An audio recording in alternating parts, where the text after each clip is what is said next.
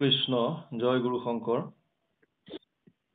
পৰম শ্ৰদ্ধাৰ ভকতি প্ৰসাদ এই অনুষ্ঠানটোৰ জৰিয়তে মোবাইল কনফাৰেন্স যোগে সংযোজিত বাপ বান্ধৱ আই মাতৃ যুৱক যুৱতী প্ৰমুখ্যে শিশু সমস্ত আপোনাসৱৰ আদেশ আৰু আশীৰ্বাদ শিৰোধাৰ্য কৰি গুৰুজনাৰ দ্বাৰা ৰচিত ভক্তি প্ৰদীপ গ্ৰন্থভাগী কিছু সময় পাঠ আৰু আলোচনা কৰাৰ বাবে আমি আগবাঢ়িছো আপোনাসৱ মহান মহন্তৰ সহায় সহযোগিতা অবিহনে কাৰ্য সম্ভৱপৰ হৈ নুঠিব সেই অনুষ্ঠানৰ প্ৰাক মুহূৰ্তত আপোনাসৱ সদৌতিৰে শ্ৰীচৰণত আমাৰ মস্তক ৰাখি মহাপুৰুষ মাধৱদেৱৰ এজোকা ঘোষাৰে আমি সেৱা নিবেদিছো কৃষ্ণ শংকৰ গুৰু হৰি ৰাম ৰাম ৰাম হৰি ৰাম ৰাম কৃষ্ণ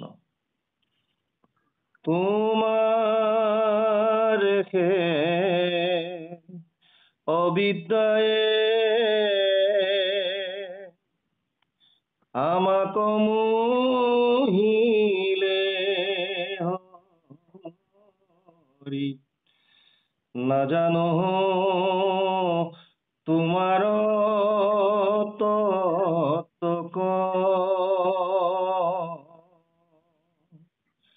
তোমার শরণে হরি শরণ পখিয়া সার করিলু তোমার নামক করিলু তোমার নামক কৃষ্ণ কৃষ্ণ হৰি হৰি ৰাম ৰাম কৃষ্ণ কৃষ্ণ কৃষ্ণ কৃষ্ণ কৃষ্ণ হৰি হৰি ৰাম ৰাম কৃষ্ণ শংকৰ গুৰু হৰি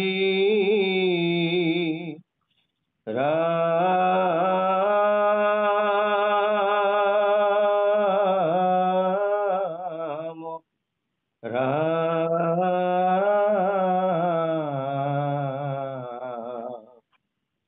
হৰি ৰাম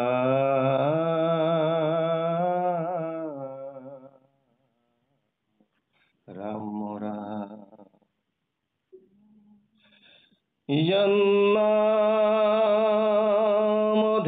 यन्नामधेन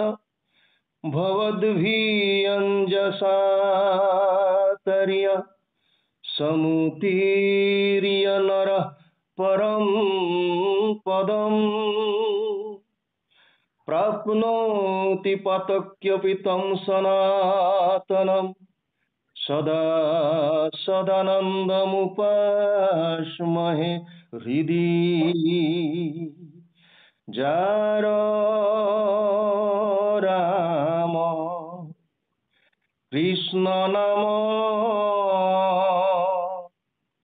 নামে ভব সিন্ধু তুরি পাৱে পৰম পদ পাপী যত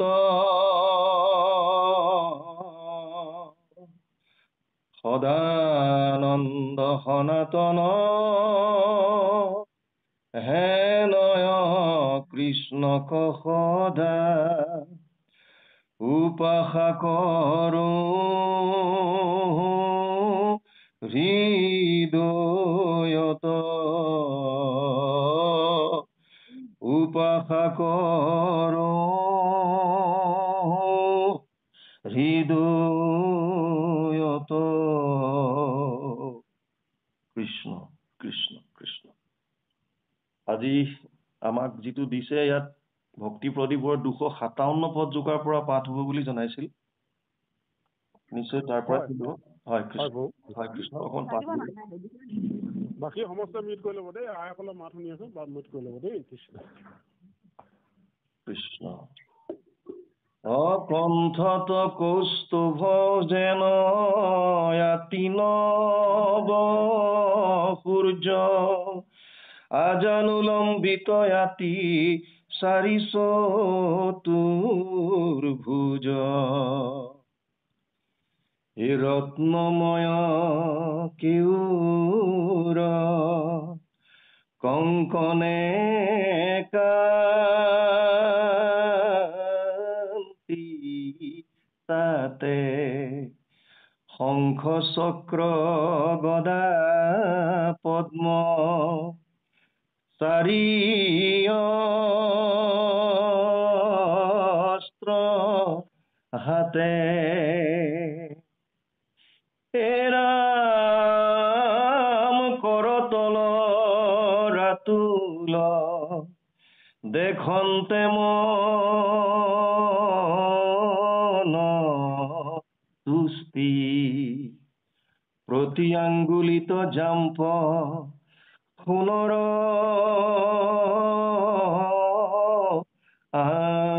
আঙ্গুষ্ঠি, জলৈ নখচয় চাৰু চন্দ্ৰমাৰ কান্তি, হৈ যাৰ প্ৰকাশন্তে তাপয় শান্তি, হে ৰাম শ্ৰীবৎস পংকতি আতি আছৈ প্ৰকাশন্তে,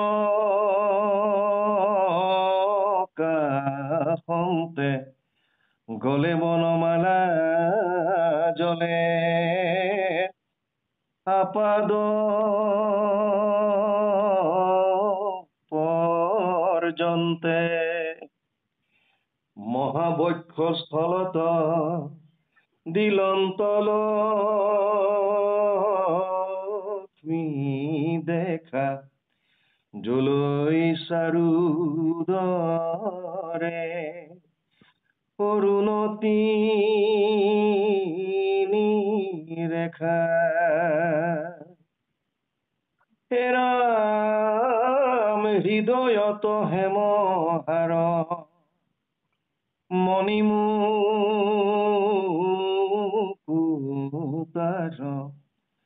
কতিত মেখলা ৰত্নে কৰে জাতিস্কাৰ,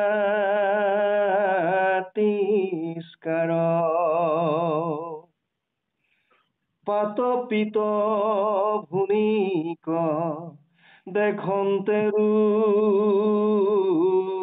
ৰুচিকৰ, বলিত বৰ্তুল চাৰু কৰি কৰ, হে ৰাম চৰণ পংকজ যেন নৱপদ্ম পোষ, চৰণৰ নুপুৰ ৰঞ্জে দেখন্তে সন্তোষ, চম্পাৰ পাকৰি নয় আঙ্গুলিৰ পান্তি, তাতে আর কত নখ চন্দ্রে করে কান্তি, ঝন্তি জলে প্রতি আঙ্গুলিত, পদতল রাতুল কোমল মনোনীত, হে রাম ধ্বজ বজ্র জব আর অঙ্কুশ কমল, এই পঞ্চ চিহ্ন জলে দুয়ো পদত, কৃষ্ণ অসমীয়া সমাজৰ পথ প্ৰদৰ্শক, এক শৰণ হৰিনাম ধৰ্মৰ ভেটি প্ৰস্থাপক, নৱবৈষ্ণৱ যুগৰ প্ৰৱৰ্তক, জগতগুৰু শ্ৰীমন্ত শংকৰদেৱৰ শ্ৰীচৰণত প্ৰণিপাত জনায়। যশোৱাৰ লাল কংসৰ কাল নন্দৰ নন্দন উদ্ধৱৰ বন্ধন, গোপিনীৰ মন দৈৱকীৰ ধন, গোৱালৰ গোপাল আৰু ভকতৰ কৃপাল স্বৰূপ, সৰ্বজ্ঞ সৰ্বব্যাপ্ত সৰ্বাশ্ৰয়ী সৰ্বশক্তিমান, পৰম পুৰুষ পৰম আনন্দ পৰম ঈশ্বৰ পৰম কৃপালু, ভগৱান কৃষ্ণৰ পাদ পংকজত সাষ্টাংগিক প্ৰণাম জনায়। বৈকুণ্ঠৰ কল্পতৰু নাম বস্তুভাগক সাৰোগত কৰি, দেৱৰো দুৰ্লভ নৰতনুধাৰী, আজিৰ এই ভকতি প্ৰসাদ অনুষ্ঠানৰ জৰিয়তে মোবাইল কনফাৰেন্স যোগে সংযোজিত পৰম শ্ৰদ্ধাৰ বাপ বান্ধৱ আই মাতৃ যুৱক যুৱতী প্ৰমুখ্যে শিশুসকলৰ শৰীৰত বিৰাজমান দিব্য আত্মাক অন্তৰৰ পৰা সেৱা জনায়। গুৰুজনাৰ দ্বাৰা বিৰচিত এখন অনবদ্য গ্ৰন্থ ভক্তি প্ৰদীপ, এই গ্ৰন্থভাগীৰ কিছু পাঠ আৰু আলোচনা কৰিবৰ বাবে আগবাঢ়িছো। জয় জয়তে যিসকল উদ্যোক্তাৰ উদ্যোগত তথা ভক্তপ্ৰাণ ৰাইজৰ সহায় সহযোগিতাত এই ভকতি প্ৰসাদ অনুষ্ঠান ভাগ নিয়মিতভাৱে চলি আছে, সেই সমস্তৰে শ্ৰীচৰণত আমি আমাৰ শ্ৰদ্ধা ভৰা সেৱা নিবেদিছো। আমি দুখিত, আমাক আগতেও বহুবাৰ আপোনালোকে এই অনুষ্ঠান ভাগিত অহাৰ কথা বাবে যোজা কৰিছিল, যোগাৰ আমাক কৈছিল। আমি কিন্তু অপাৰগ হৈ আছিলো, আমাৰ ভাগ্যত সেইখিনি হৈ উঠা নাছিল। যদিও প্ৰভু ভগৱন্তৰ কৃপাত আজি আমাৰ সৌভাগ্য যে আমি আপোনাসৱ সমস্ত ভকত বান্ধৱ আই মাতৃৰ চৰণৰ পদৰেণু ল'বৰ বাবে আমি সক্ষম হৈছো। জয় জয়তে আমি পুনৰবাৰ সমস্ত বিষয়ববীয়াকে ইত্যাদি কৰি সকলো ইতিৰে শ্ৰীচৰণত আমাৰ শ্ৰদ্ধা ভৰা সেৱা নিবেদিছো। আপোনাসৱে যিটো অনুষ্ঠান বৰ্তমান চলাই আছে, দিনটোৰ আৰম্ভণিতে প্ৰভু ভগৱন্তৰ যি গুণনাম শ্ৰৱণ কীৰ্তনৰ সুবিধা আপোনালোকে কৰি দিছে, যুগ ধৰ্মৰ ফালৰ পৰা ইয়াক শ্ৰেষ্ঠ কৰ্ম বুলি অভিহিত কৰিছে। ব্যাসদেৱে ভাগৱতত কৃতেয়তে ধ্যায়াত বিষ্ণু ত্ৰেতায়াম যজতে মখে দ্বাপৰে পৰিচৰ্যায়াম কলৌ তদ হৰি কীৰ্তনাত 12:3-52, দ্বাদশ স্কন্ধ 3য় অধ্যায় 52 নম্বৰ শ্লোক সংস্কৃত ভাগৱত। আৰু ইয়াৰ অনুবাদ মহাপুৰুষ মাধৱদেৱে ঘোষাত কৰিছে। যুগ ধৰ্ম নিৰ্ণয় 399 পদযোগাত তেওঁ লিখিছে, সত্য যুগে ধ্যান, ত্ৰেতা যুগে যজ্ঞ, দ্বাপৰ যুগত পূজা, কলিত হৰিৰ কীৰ্তন বিনাই আৱৰ নাহিকে দূজা। কাৰণ বৰ্তমান কলি যুগত আমি প্ৰত্যেকজন মানুহে 3টা তাপৰ পৰা মূলত তাপিত হৈ আছো। আৰু ইয়াক শাস্ত্ৰই ভাগ 3টা ভাগে কৰিছে, আধি দৈবিক, আধি ভৌতিক আৰু আধ্যাত্মিক। আধি দৈবিক সেইবিলাক কষ্ট বা তাপ যিবিলাক দৈৱবশত আমি ভোগ কৰিবলগীয়া হয়। আজি প্ৰায় 2 মাহ মানৰ আগত ম্যানমাৰত এটা ভূমিকম্পত প্ৰায় 1700 মানুহৰ মৃত্যু হৈছে। তেনেকৈ কেতিয়াবা ধুমুহাত পৰি, কেতিয়াবা বানপানীত ইত্যাদি কৰি বিভিন্ন সময়ত বিভিন্ন জনে কষ্ট ভোগ কৰিবলগীয়া হৈছে। শাস্ত্ৰত ইয়াক ভাগ কৰি নামাঙ্কিত কৰিছে আধি দৈবিক তাপ। আন এটা তাপ আছে আধি ভৌতিক। ভৌতিক শব্দটো ভূতৰ পৰা আহিছে। ইয়াত ভূত মানে প্ৰাণীক বুজাইছে। যিবিলাক কষ্ট বা তাপ আমি প্ৰাণীৰ পৰা পাওঁ, কেতিয়াবা কুকুৰে কামুৰিলে, মেকুৰী আঁচুৰিলে, সৰ্পে দংশন কৰিলে, মানুহে মানুহক কষ্ট দিলে, যেনে 2 মাহ মানৰ আগত কাশ্মীৰৰ পেহেলগামত উগ্ৰবাদীয়ে প্ৰায় 27 জন নিৰপৰাধী লোকক হত্যা কৰিছিল। বিভিন্ন সময়ত আমি বিভিন্ন প্ৰাণীৰ পৰা হওক, মানুহৰ পৰা হওক, যিকোনো প্ৰাণীৰ পৰা আমি কষ্ট পাই আছো। শাস্ত্ৰই ইয়াক কৈছে আধি ভৌতিক তাপ। আৰু এবিধ তাপ আছে আধ্যাত্মিক। আধ্যাত্মিক তাপক 2 ধৰণে ভাগ কৰিছে, এক হৈছে শাৰীৰিক আৰু এক হৈছে মানসিক। শাৰীৰিক তাপ সেইবিলাক যিবিলাক আমি অসুস্থতাৰ কাৰণে শৰীৰৰ অসুস্থতাৰ কাৰণে আমি ভোগ কৰিবলগীয়া হয় আৰু আটাইতকৈ ডাঙৰ কথা হৈছে মাৰাত্মক কথা হৈছে বৰ্তমান সময়ত মানসিক চাপ একেবাৰে কণ কণ ল'ৰা ছোৱালীৰ পৰা বৃদ্ধ অৱস্থালৈকে প্ৰায় 99% মানুহ বৰ্তমান সময়ত মানসিক চাপত ভুগি আছে আৰু কাৰোবাৰ ক্ষেত্ৰত ইমানকৈ বেছি হৈ যায় যে তেওঁলোকে ডাক্তৰৰ ওচৰত যাবলৈ বাধ্য হয় আৰু মানসিকভাৱে চিকিৎসা কৰিবলগীয়া হৈছে এই তিনিওটা তাপৰ পৰা পৰিত্ৰাণ পাব পৰা যদি কিবা সুগম উপায় আছে তাপত্ৰয় উন্মূলনম এতিয়া সেয়া হৈছে কেৱল আৰু কেৱল কলিযুগত ভগৱান কৃষ্ণত একান্ত শৰণ আৰু তেওঁৰ লীলাসমূহ বিষ্ণু বৈষ্ণৱৰ কথাসমূহ ভকতৰ সংগত শ্ৰৱণ কীৰ্তন কলৌ দোষ নিধে ৰাজন অষ্টি এক মহান গুণ কীৰ্তনাদেৱ কৃষ্ণস্য মুক্ত সংগ পৰম প্ৰজিত 12:52 ইয়াৰ লগত মিলা জুলাকৈ মহাপুৰুষ মাধৱদেৱে ভাষাত অনুবাদ কৰিছে দোষৰ সাগৰ কলি তাকো পৰীক্ষিত ৰাজা গুণ দেখি কৰিলা ৰক্ষণ অন্ত্যজাতি পাতকীও কলিত তৰয় সুখে মুখে কৰি কৃষ্ণৰ কীৰ্তন সেইকাৰণে আপোনালোকে মোবাইল যোগে এই সমস্ত ভকত বান্ধৱ আই মাতৃ সমস্তকে পুৱাৰ ভাগতে প্ৰভু ভগৱন্তৰ যি নাম গুণ শ্ৰৱণ কীৰ্তন কৰাৰ সুবিধা কৰি দিছে ই প্ৰশংসাৰ পাত্ৰ সেৱাৰ যোগ্য আমি পুনৰবাৰ আপোনালোক সঞ্চালক মহোদয় সমস্তৰ শ্ৰীচৰণত আমাৰ শ্ৰদ্ধা ভৰা সেৱা নিবেদিছোঁ আমি ডাইৰেক্ট পাঠলৈ আহোঁ আজি ভক্তি প্ৰদীপ গুৰুজনাই যেতিয়া এখন হৰিনাম ধৰ্ম প্ৰৱৰ্তন কৰিছিল তেতিয়া তেওঁ এই ধৰ্মটো মানুহৰ মাজলৈ লৈ যাবৰ কাৰণে দুটা সাধনৰ সহায় লৈছিল এক হৈছে সাহিত্য আৰু আনটো হৈছে সংস্কৃতি সাহিত্যৰ ক্ষেত্ৰত তেওঁৰ বহুখিনি মৌলিক গ্ৰন্থ আছে আৰু বহুখিনি তেওঁৰ অনুবাদ গ্ৰন্থ আছে অনুবাদ গ্ৰন্থৰ ভিতৰত মূলত আমি শ্ৰীমদ ভাগৱতৰ নাম ল'ব পাৰোঁ আৰু মৌলিকৰ ভিতৰত কোনোবাই কিবা কৈছে নেকি বাপ নাই কোৱা প্ৰভু ৰেকৰ্ডিং কৰি আছে আপোনাৰ ৰেকৰ্ডিং হেৰিটো আহি আছে কৃষ্ণ কৃষ্ণ আগবাঢ়ক কৃষ্ণ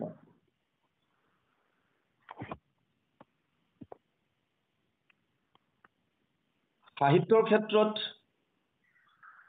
তেওঁ পণ্ডিতসকলৰ কাৰণে সংস্কৃততো গ্ৰন্থ লিখিছিল ভক্তি ৰত্নাকৰৰ দৰে আৰু তেনেকুৱা এখন গ্ৰন্থ হৈছে ভক্তি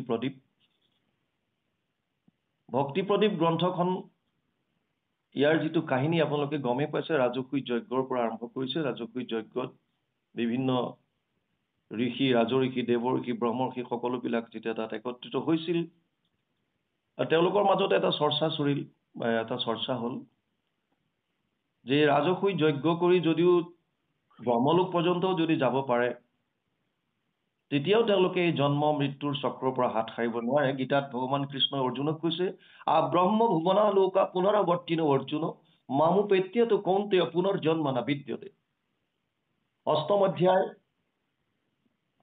16 নম্বৰ শ্লোক তাত কৈছে যে হে অৰ্জুন ব্ৰহ্মলোক পৰ্যন্তও যদি কোনোবা যাব পাৰে তেওঁৰো পুনৰাৱৰ্তন আছে তেওঁ আহিব লাগিব মায়াৰ পৰা হাত সাৰিব নোৱাৰে জন্ম মৃত্যুৰ যিটো চক্ৰ তাৰ পৰা তেওঁ হাত সাৰিব নোৱাৰে আৰু যোনে এবাৰ মুখ পালে তেওঁ তেতিয়া পুনৰ ইয়ালৈ আহিব নালাগে কাৰণ তেওঁ ডাইৰেক্ট বৈকুণ্ঠ ধামলৈ যাব নতদ ভাষয়তে সূৰ্য ন শশাংক ন পাৱক যদ গত্বা না নিবৰ্তন্তে তদ ধাম পৰমম মম পঞ্চদশ অধ্যায় 6 নম্বৰ শ্লোক গীতা তাত কৈছে হে অৰ্জুন মোৰ সেইখন ধাম য'ত এয়া চন্দ্ৰ সূৰ্যই প্ৰকাশিত কৰিব নালাগে স্বয়ং প্ৰকাশিত হৈ থাকে আৰু যলৈ এবাৰ যোৱাৰ পাছত পুনৰ আহিব নালাগে অৰ্থাৎ তেওঁ পৰম গতি আমি যাক কওঁ মনুষ্য জীৱন সফল কৰা বুলি যাক কওঁ মুক্তি বুলি যাক কোৱা হয় বৈকুণ্ঠ ধামলৈ যোৱাৰ পাছত আৰু পুনৰবাৰ গতি কৰিব নালাগে গতিকে এই কথাটোৰ পিছত আলোচনা কৰি কেনেকৈ তেতিয়াহ'লে পোৱা যাব তেতিয়া অৰ্জুনৰ কাষতে যিহেতু ভগৱান কৃষ্ণ আছিলে এই ভগৱান কৃষ্ণক সোধে আৰু প্ৰভু ভগৱন্তই তেতিয়া যিখিনি কথা কয় সেইখিনিকে ভক্তি প্ৰদীপ গ্ৰন্থৰ দ্বাৰা গুৰুজনাই আমাৰ মাজলৈ আগবঢ়াই দিছে, যাতে আমি মলমতি মনুষ্য এই কথাখিনি হৃদয়ংগম কৰি যুগ ধৰ্মৰ মতে আমি ঈশ্বৰ উপাসনা কৰি আমাৰ মানুহৰ জীৱনটো যাতে আমি সফল কৰিব পাৰোঁ। ইয়াত প্ৰথমতে ভকতৰ লক্ষণ বিৱৰণ কৰিলে, আপোনালোকে সেয়া শ্ৰৱণ কৰিলে। তাৰপিছত নামৰ মহিমা আহিল, আৰু নামৰ মহিমা ভগৱান কৃষ্ণ অৰ্জুনক কৈ থকাৰ পাছত অৰ্জুনে প্ৰভু ভগৱন্তৰ চতুৰ্ভুজ ৰূপ দৰ্শন কৰাৰ ইচ্ছা প্ৰকাশ কৰিলে। আৰু তেতিয়া প্ৰভু ভগৱন্তই যিহেতুকে ভগৱান ভক্তৰ অধীন, অহম ভক্ত পৰাধীন হি অস্বতন্ত্ৰ এব দ্বিজ 9:4-63 নৱম স্কন্ধ 4ৰ্থ অধ্যায় 63 নম্বৰ শ্লোক ভাগৱত। ভগৱান নাৰায়ণে দুৰ্বাসাক কৈছিল অম্বৰীষৰ পৰা হাত সাৰিবৰ, অম্বৰীষৰ তেওঁ যেতিয়া বধ কৰিব বিচাৰিছিল কৃতাগ্নি। কি কয়? কৃষ্ণ আপোনালোকে মিউট কৰক, সেৱা পাছত ধৰিব মিউট কৰকচোন, মিউট কৰি লওক দেই। কৃষ্ণ মানে আপোনালোকে কথা নকব, প্ৰভুজনৰ অসুবিধা হয়। মাধৱ কৃষ্ণ আপোনালোকৰ দুইজনৰ চৰণলৈ সেৱা দিছো। বান্ধৱ আইমাতৃ সমস্ত আমি কওঁ বুলি একো ক'ব নোৱাৰো। হৃদিস্থিত হৈ তুমি যেন কৰা বহা স্বামী ঋষিকেশ কৰিব তেনেহয়। কিন্তু অকণমান আপোনালোকে মিউটতে ৰাখিব কৈ থকাৰ সময়ত। আমি নিজস্বভাৱে আমাৰ একো নাই, আমি অজ্ঞ। প্ৰভু ভগৱন্তৰ হৃদিস্থিত হৈ যি ধৰণে আগবঢ়াই নিয়ে আমি সেই ধৰণে আগবাঢ়িব চেষ্টা কৰোঁ। মাজত অকণমান The person you are speaking with has put your call on hold. Please stay on the line. Krishna তেতিয়া কৈছিল প্ৰভু ভগৱন্তই যে মই ভক্তৰ অধীন, মই কেতিয়াও স্বতন্ত্ৰ নহয়, মোৰ স্বতন্ত্ৰতা নাই, মই সদায় ভক্তৰ অধীন। আৰু সেইকাৰণে ভগৱান কৃষ্ণ এতিয়া অৰ্জুনে যেতিয়া অনুৰোধ কৰিলে আপোনাৰ চতুৰ্ভুজ ৰূপটো মই চাব বিচাৰো, আৰু তেতিয়া তেওঁ সেই ৰূপ দৰ্শন কৰিলে। প্ৰভু ভগৱন্তৰ যি ৰূপৰ বৰ্ণনা ইয়াত সুন্দৰভাৱে দিছে। আগত কালি আমাৰ ভাতৃসমূহ পৰম শ্ৰদ্ধাৰ অনিল তাঁতী বাপে আগৰখিনি আপোনালোকক ইতিমধ্যে শুনাইছে। ইয়াৰ প্ৰতিটো অংগৰ ইয়াত যিখিনি বৰ্ণনা কৰিছে, প্ৰভু ভগৱন্তৰ যিমানখিনি অলংকাৰ হওক বা তেওঁৰ অংগ প্ৰত্যংগ, প্ৰতিটোৰে একো একোটা তাত্ত্বিক অৰ্থ আছে। আমি সিমানখিনিলৈ গ'লে পাঠ হাক নাবাঢ়িব, তথাপিও যিখিনি পৰা যায় কিছু অকণমান মাজে মাজে কোৱাৰ চেষ্টা কৰিম।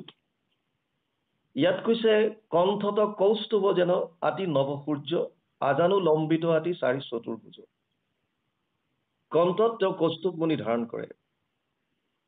এই কৌস্তুভ মণিটোৱে পৰমাত্মাত বাস কৰা সমস্ত জীৱাত্মাৰ প্ৰতীক তেওঁৰ কণ্ঠত পৰিধান কৰি আছে। আৰু ইয়াৰ যিটো চমক বা ইয়াৰ পৰা যিটো ৰশ্মি প্ৰকাশ হয়, ই ভগৱানৰ সৰ্বজ্ঞতা আৰু সৰ্বব্যাপকতা এই বস্তুটো দৰ্শায়। যিহেতুকে কণ্ঠত পৰিধান কৰা এই মণিভাগ আহি পেলাই বক্ষস্থলত থাকেহি, সেইকাৰণে কিছু কিছু জ্ঞানী লোকে ক'ব বিচাৰে যে কৌস্তুভমণি ভকতৰ হৃদয়, যি ভগৱানে কণ্ঠত পৰিধান কৰে আৰু বক্ষস্থলত ওলমি থাকে। মানে প্ৰভু ভগৱন্তৰ এই হৃদয়তে আমাৰ ভকতৰ স্থান। আমি তেওঁৰ চৰণত, দুখানি চৰণত যেতিয়া সেৱা লওঁ, প্ৰভু ভগৱন্তই আমাৰ মুখৰ দ্বাৰা নিগৰিত প্ৰত্যেকটো নামৰ মালা পিন্ধি তেওঁ গলত পৰিধান কৰি থাকে, আৰু হৃদয়তে এই ভকতক ধাৰণ কৰি ৰাখে নামৰ দ্বাৰা। ইয়াত কণ্ঠত কৌস্তুভ যেন আতি নৱসূৰ্য খুব সুন্দৰভাৱে প্ৰকাশিত হৈ আছে। আৰু তেওঁৰ যি 4টা হাত, এই আজানুলম্বিত বুলি কৈছে, আঁঠুৰ তললৈকে পৰি থকা। ৰত্নময় কেউৰ কংকনে কান্তি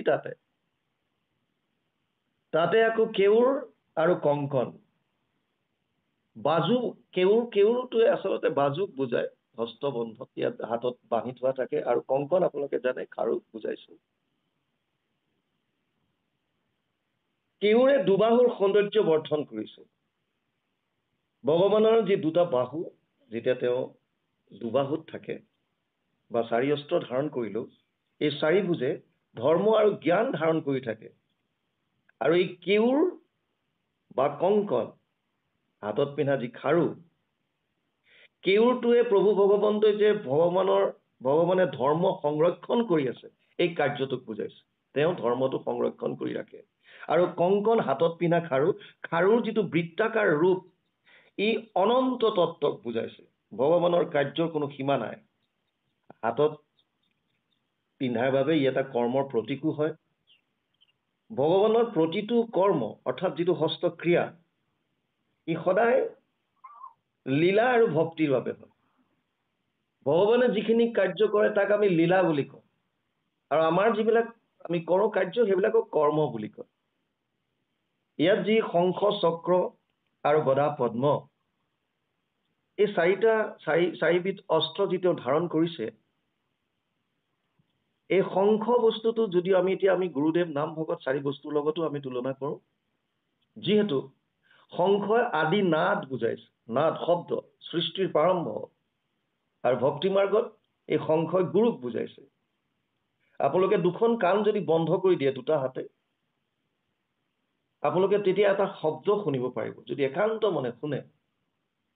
আৰু প্ৰকৃতিৰ এই শব্দটোৱে হৈছে ওংকাৰ, যি বেদত প্ৰণৱ বুলি কৈছে, যি আদি নাদ বুলি কৈছে, যাক শব্দ ব্ৰহ্ম বুলি কৈছে।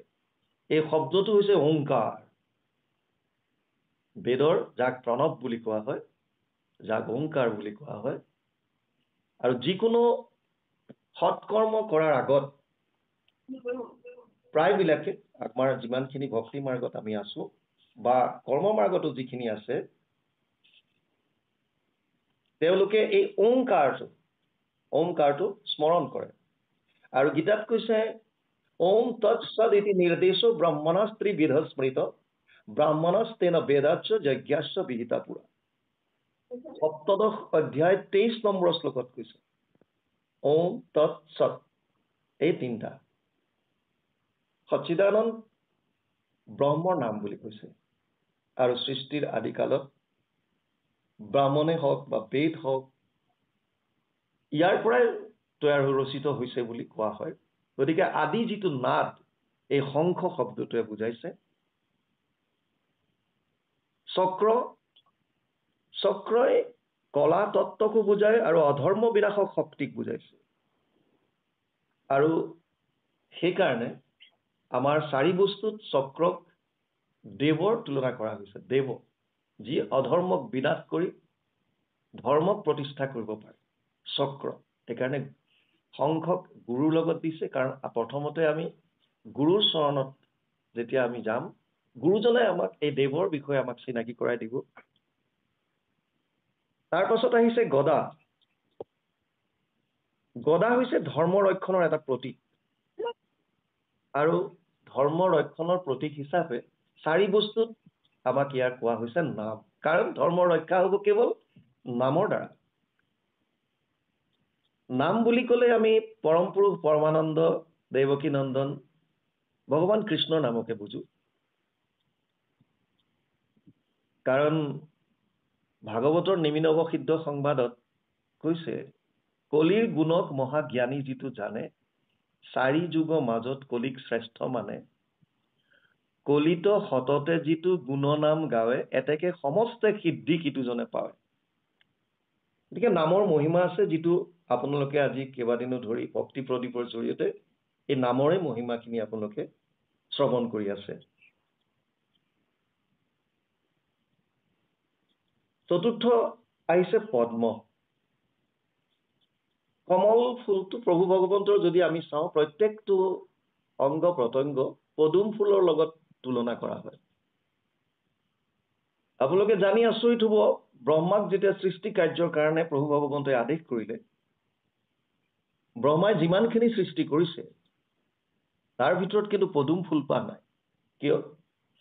কাৰণ পদুম ফুলপাহ তাৰ আগতেই প্ৰভু ভগৱন্ত নাৰায়ণৰ নাভিৰ পৰা প্ৰকট হ'ল, আৰু সেই পদুম ফুলৰ ঠাৰিৰ পৰাহে ব্ৰহ্মা প্ৰকট হৈছে, প্ৰভু ভগৱন্তৰ উদৰৰ পৰা ওপৰলৈ আহিব পাৰিছে। পদুম ফুলপাহ শুদ্ধতা, প্ৰেম আৰু আনন্দৰ প্ৰতীক। শুদ্ধতা, প্ৰেম আৰু আনন্দৰ প্ৰকাশ। সেইকাৰণে ভকতৰ লগত তুলনা কৰিছে। যদি কোনোবা এজন ভকত হ'ব পাৰে, ভকত, আপোনালোকে ইয়াৰ আগতে ভকতৰ লক্ষণখিনি হয়তো পঢ়িছে, শুনিছে।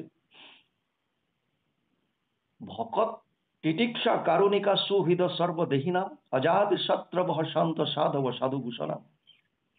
ভকত হ'বৰ কাৰণে প্ৰথম কৈছে সহনশীলতা গুণ লাগিব, তিতিক্ষা। দ্বিতীয় কৈছে কাৰুণিকা, কৰুণ, সমস্ত প্ৰাণীৰ প্ৰতি কৰুণ।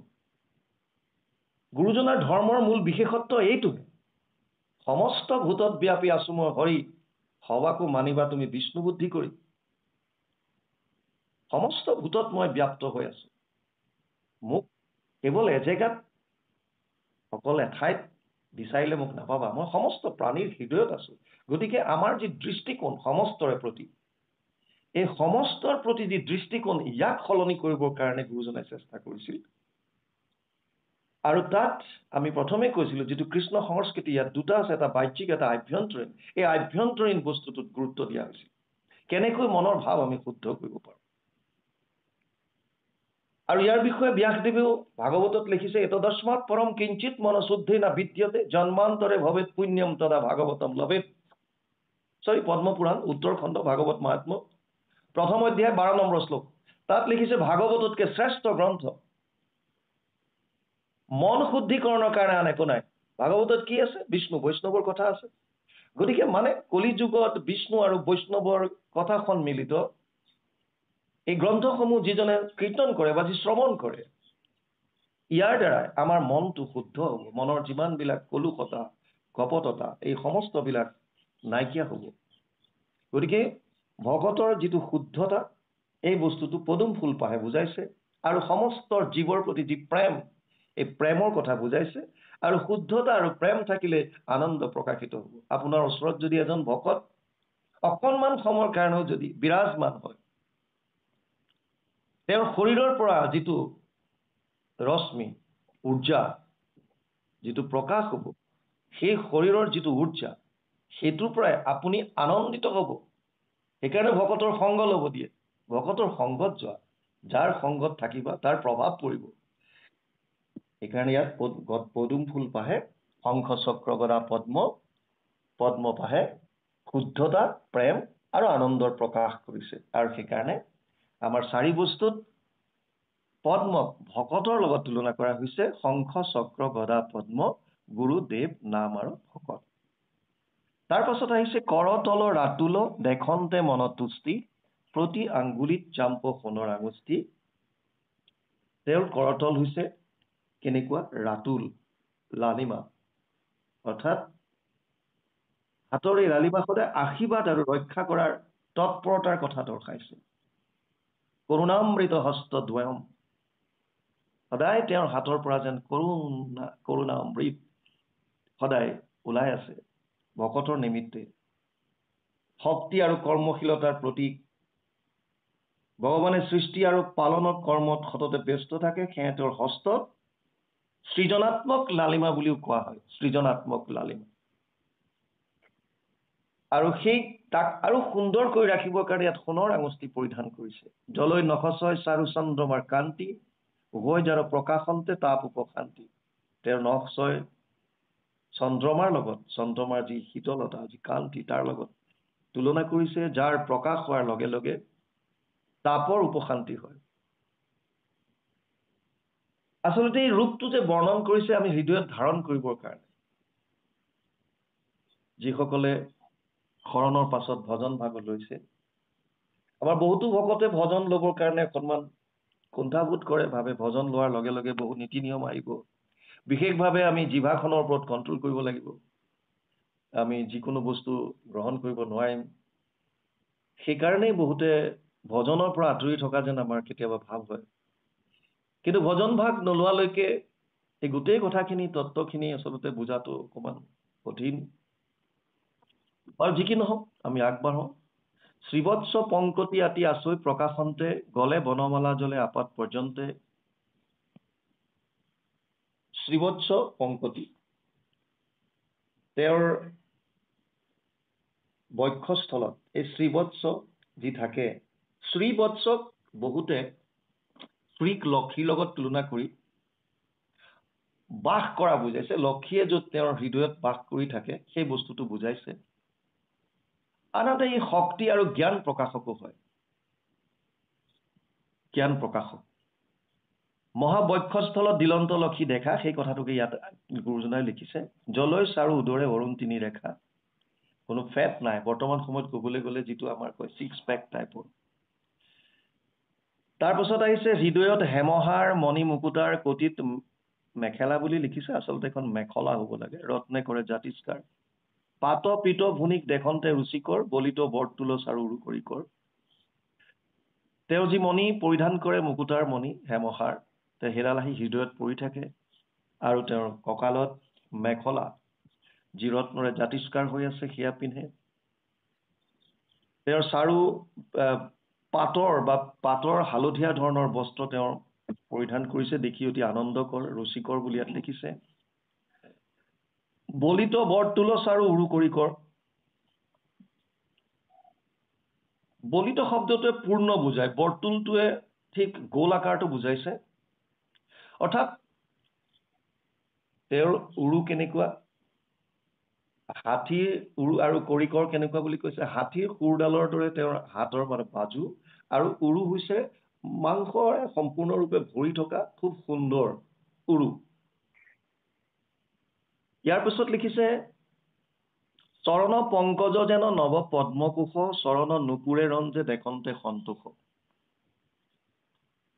তেওঁৰ চৰণ পংকজ আকৌ পুনৰ পদুম ফুলৰ লগত তুলনা কৰিছে এপাহ নৱ পদ্মকোশ নতুনকৈ জাষ্ট প্ৰকাশ হোৱা পদ্মৰ লগত আৰু চৰণৰ নুপুৰে ৰঞ্জে দেখন্তে সন্তোষ নুপুৰ যি প্ৰভু ভগৱন্তৰ যি এবিধ তেওঁ ভৰিত পৰিধান কৰা অলংকাৰ এই ভক্তি মাৰ্গত এক আনন্দৰ ধ্বনি বুলি আমি ক'ব পাৰোঁ ভক্তক আগমনৰ সূচনা দিয়ে প্ৰভু ভগৱন্তৰ নুপুৰ জোৰে তাৰপিছত লিখিছে চম্পাৰ পাকৰি নয় আঙুলিৰ পান্তি তাতে আৰকত নখচন্দ্ৰে কৰে কান্তি চম্পাৰ ফুলৰ দৰে তেওঁ আঙুলি খুব সুন্দৰ আৰু তাতে তেওঁ যি নখ সেই নখে আৰকত ইয়াত ৰক্ত অকণ ৰাতুল বৰ্ণৰ বুজাইছে প্ৰকাশিত কৰি আছে ৰত্নৰ উজন্তি জলে প্ৰতি আঙুলিত পদতল ৰাতুল কোমল মননিত ধ্বজ বজ্ৰ জব আৰু অংকুশ কমল এই পঞ্চ চিহ্ন জলে দুই পদতল প্ৰভু ভগৱন্তৰ চৰণত এই 5টা চিহ্ন অতি জানিবলগীয়া ধ্বজ বজ্ৰ জব অংকুশ আৰু পদুম বা কমল ধ্বজ শব্দটোৱে জেনেৰেলি বিজয়ৰ প্ৰতীক বুজায় ধৰ্ম প্ৰচাৰ আৰু নেতৃত্বৰ প্ৰতীক দিয়ে ধ্বজে এইটোৱে বুজায় যে ভগৱানৰ চৰণত আশ্ৰয় কৰি যদি আমি চলো তেতিয়াহ'লে আমাৰ বিজয় আৰু সুৰক্ষিত হোৱাটো নিশ্চিত সেইকাৰণে গীতাত ভগৱান কৃষ্ণই অৰ্জুনক যেতিয়া গীতাৰ উপদেশ দি আছিল আমি প্ৰায়ে এজোকা ঘোষা মহাপুৰুষৰ গাঁও উপমোহ মহাপংক মাজে অৰ্জুন মগন গৈলা দেখি পৰম ঈশ্বৰ দেৱকী নন্দন কোনোবাই দেৱতা নন্দন গায় তাৰ পিছৰ কুটটোত আছে কৃপায়ে ঈশ্বৰে তত্ত্ব কহি উধাৰিলা নিজ ভকতক এই ঈশ্বৰে কৃপা কৰি যিটো তত্ত্ব ক'লে প্ৰথম অৱস্থাত চাওক গীতাখনত মূলতঃ 700 শ্লোক আছে এটা মাত্ৰ শ্লোক ধৃতৰাষ্ট্ৰই সঞ্জয়ক সোধে ধৰ্মক্ষেত্ৰে কুৰুক্ষেত্ৰে সমবেত যুজুৎসৱ মামকা পাণ্ডৱা চৈব কিম অকুৰ্বত সঞ্জয় প্ৰথম অধ্যায় প্ৰথম শ্লোক ধৃতৰাষ্ট্ৰ যিহেতু অন্ধ আৰু সঞ্জয়ক যিহেতু ব্যাসদেৱে দিব্য জ্ঞান দিছিল সেইকাৰণে সঞ্জয়ক সোধে যে ধৰ্মক্ষেত্ৰ কুৰুক্ষেত্ৰত সমবেত হোৱা মোৰ আৰু এই পাণ্ডু পুত্ৰৰ সেনাসকলে কি কৰিছিল এই সঞ্জয় তুমি মোক এইখিনি কোৱা গীতাৰ প্ৰথম অধ্যায় প্ৰথম শ্লোক ইয়াৰ পৰা এটা শ্লোকে 700 শ্লোকৰ ভিতৰত এটা শ্লোকে ধৃতৰাষ্ট্ৰই কৈছে তাৰ উত্তৰত 40টা শ্লোকত সঞ্জয়ে কুৰুক্ষেত্ৰৰ বৰ্ণনা দিছে আৰু মূলতঃ কৃষ্ণ আৰু অৰ্জুন সংবাদৰ বিষয়ে ক'লে যাক আমি গীতা বুলি জানো 40টা শ্লোক সঞ্জয়ে কৈছে 85টা শ্লোকত অৰ্জুনে মনৰ সংশয়বিলাক বিষাদ যোগৰ পৰা বুলি আৰম্ভ কৰিছে তেওঁৰ মনত যিমান বিষাদতা আছে এই গোটেইবিলাক তেওঁ প্ৰকাশ কৰি গৈছে আৰু ভগৱানে অৰ্জুনে যেনেধৰণে জানিব বিচাৰিছে প্ৰথম অৱস্থাত তেনেকৈ উত্তৰ দি গৈ আছে আৰু শেষত গৈ তত্ত্বটো কৈছে তত্ত্বটো কি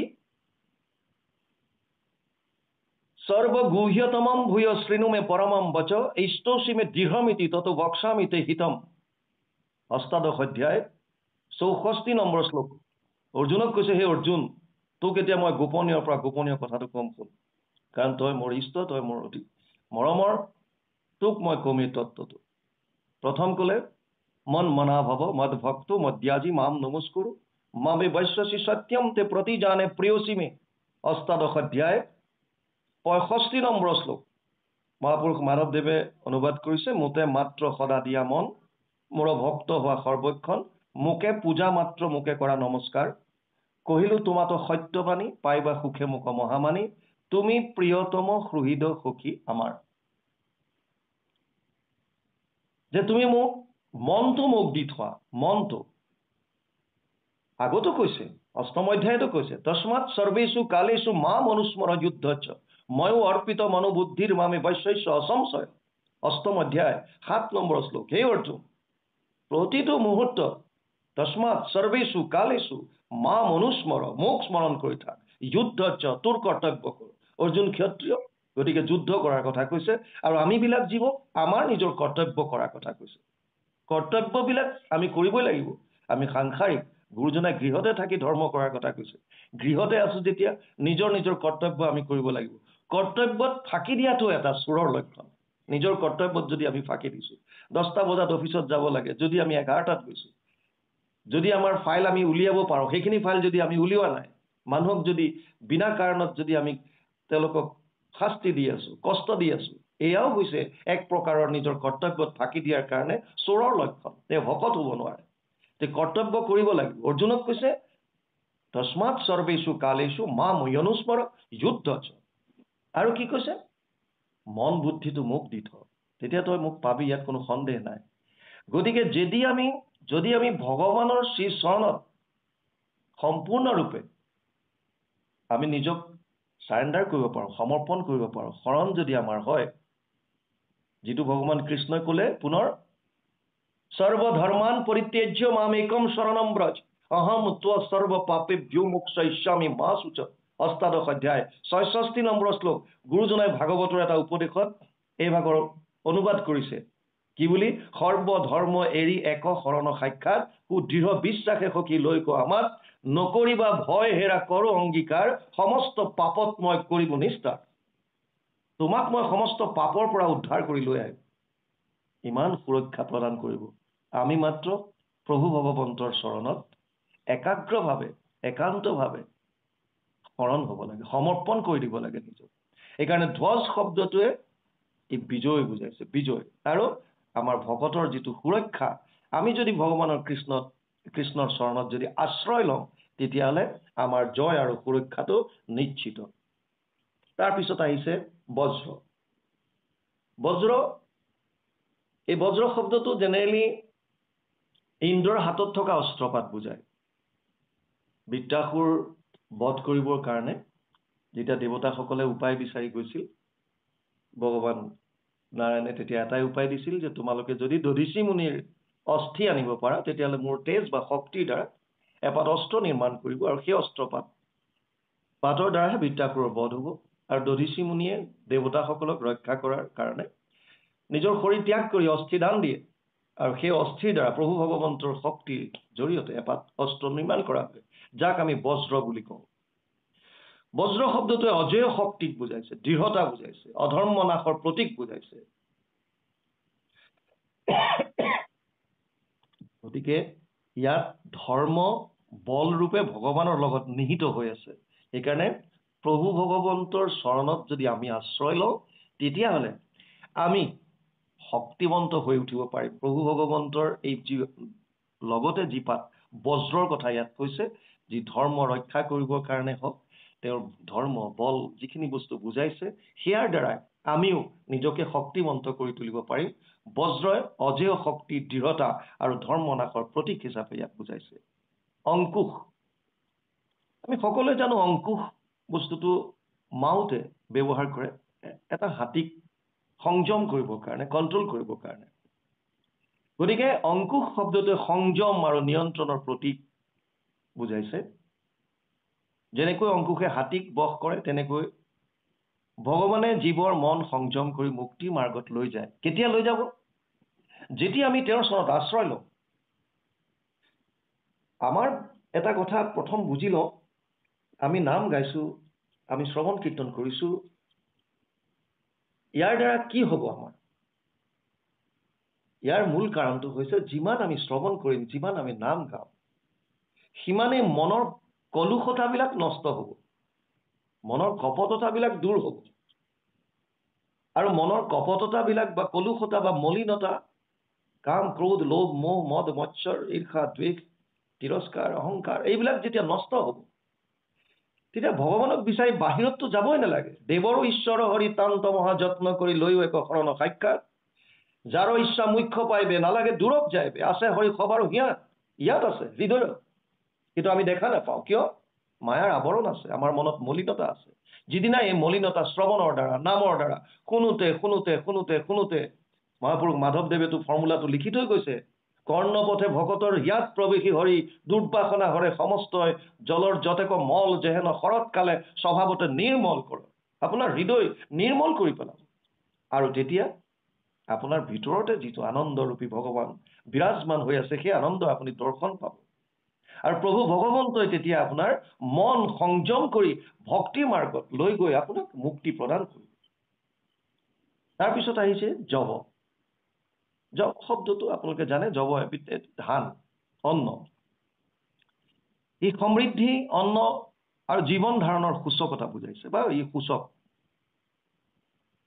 যৱ শান্তি আৰু উন্নতিৰ প্ৰতীক, কাৰণ অন্নৰ দ্বাৰাই আমি জীৱন ধাৰণ কৰোঁ। অন্নাদ ভৱতি ভূতানি, গীতাত লিখিছে, অন্নৰ পৰাই এই জীৱ সমূহে ধাৰণ কৰি আছে। আমি যিমানবিলাক প্ৰাণী আছো, আমি এই খাদ্য খায়ে আমাৰ শৰীৰটো নিৰ্বাহ কৰি ৰাখিব পাৰিছো। গতিকে ঈশ্বৰৰ চৰণত যেতিয়া আমি শৰণ ল'ম, ঈশ্বৰৰ চৰণত যেতিয়া আমি যাম, তেতিয়া এই খাদ্যৰ কাৰণেও আমাৰ আৰু বেলেগে চিন্তা কৰিবলগীয়া নহ'ব। প্ৰভু ভগৱন্তই আপোনাক মাৰ্গ দেখুৱাই দিব, কোন ধৰণে কি ধৰণে কৰ্তব্য কৰি আপুনি এই আমাৰ এই সংসাৰতো আপুনি আগবাঢ়িব পাৰে। আৰু শেষত আহিছে পদ্ম। পদ্মৰ বিষয়ে আমি আলোচনা কৰিছিলোঁ, শুদ্ধতা, বৈৰাগ্য বা দিব্যতাৰ প্ৰতীক।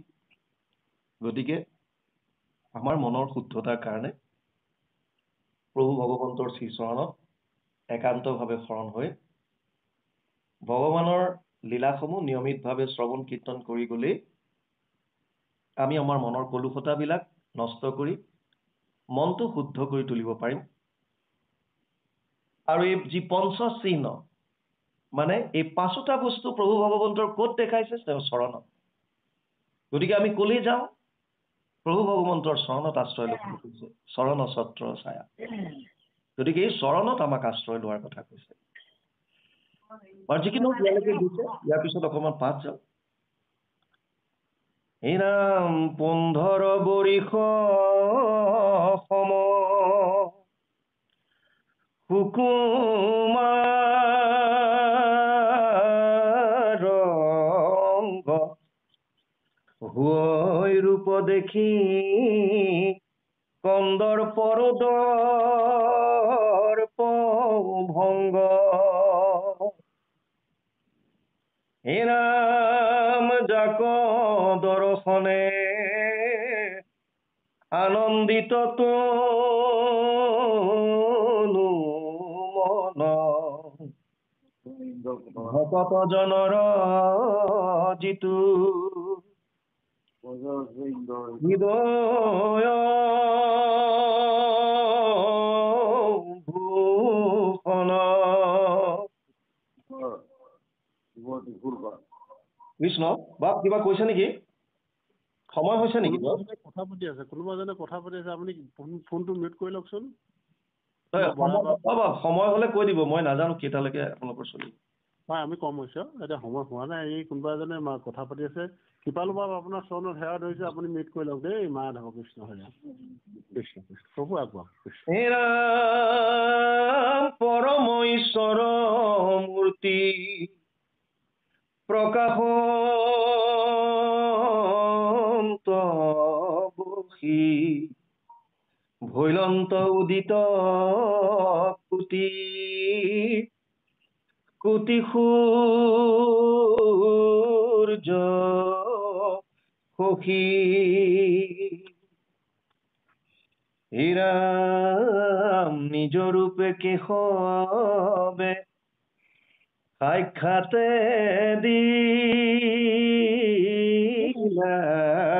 দেখা দেখি অৰ্জুনৰ আনন্দৰ নাহি লেখা প্ৰতি প্ৰফুল্লিত মুখ ভৈলা ধনঞ্জয় পৰম প্ৰেম তয়াতি দ্ৰবিল হৃদয় দুনাই দুনাই আশী সবে সিহৰে শৰীৰ সঘনে নিগৰে দুয়ো নয়নৰ নীৰ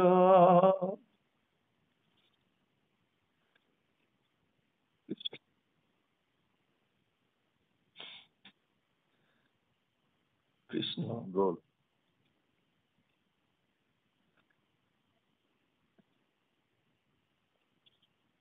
ইয়াত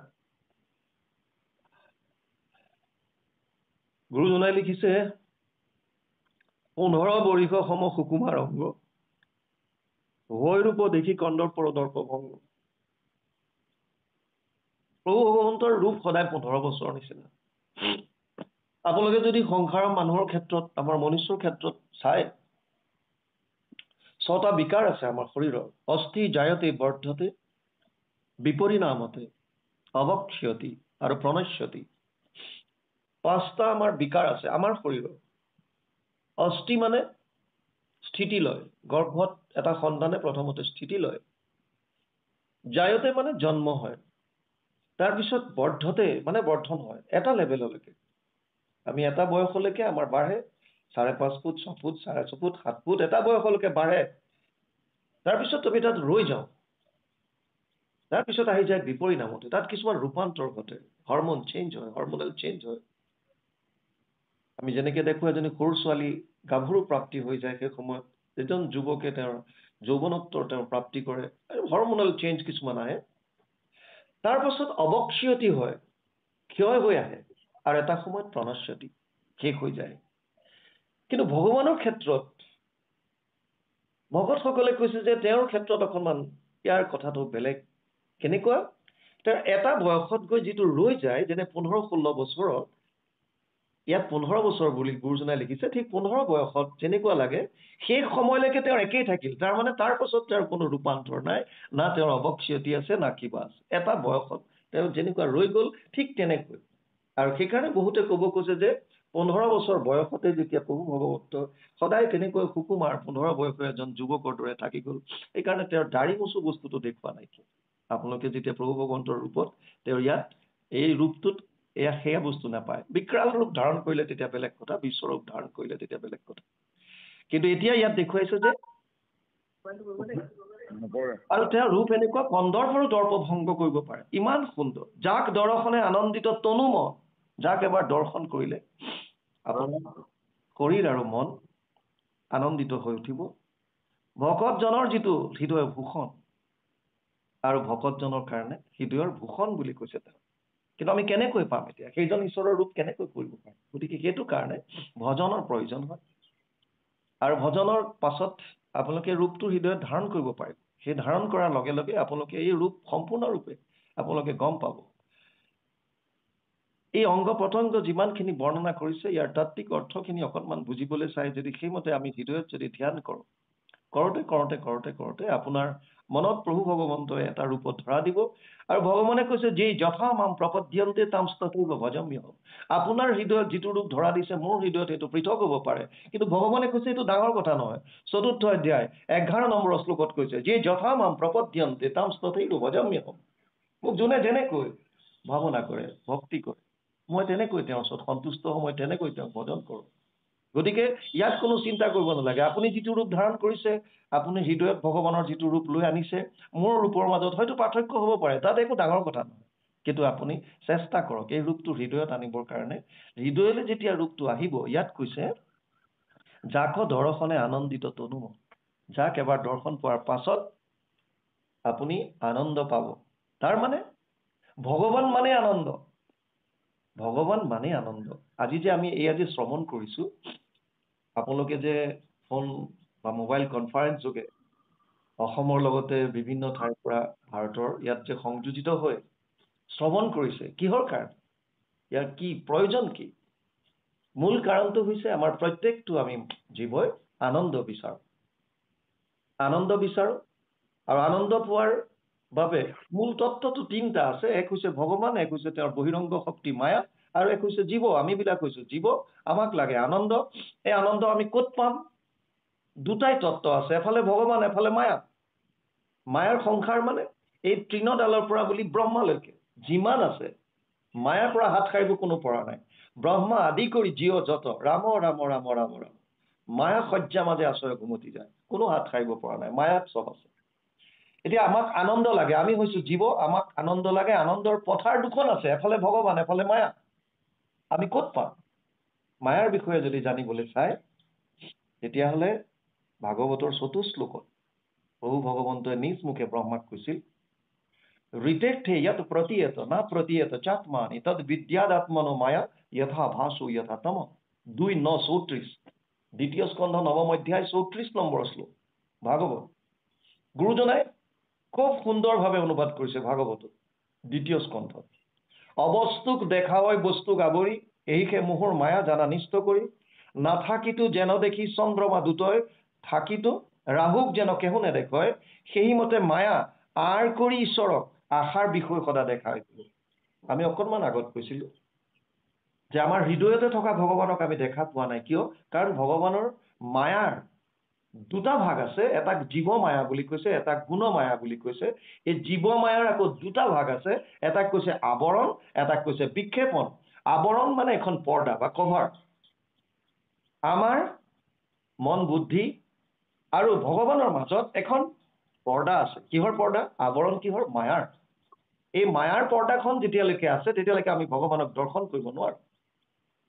আৰু বিক্ষেপণ শক্তিটোৱে কি কৰে? আমাৰ মন বুদ্ধিক সংসাৰৰ ফালে পেলাই দিয়ে, যা সিফালে যা, তাত আনন্দটো পাবি, সংসাৰত যা। সেইকাৰণে মায়াৰ পৰা হাত সাৰিব লাগিব। আৰু আন এটা ভাগ আছে গুণমায়া। গুণমায়াত 3টা গুণ আছে, সপ্তম ৰজস্তম ইতি গুণ প্ৰকৃতি সম্ভৱা নিবদনন্দি মহাবাহু দেহে দেহি নাম অব্যয়ম। ৪ৰ্থ অধ্যায় 5 নম্বৰ শ্লোক গীতা।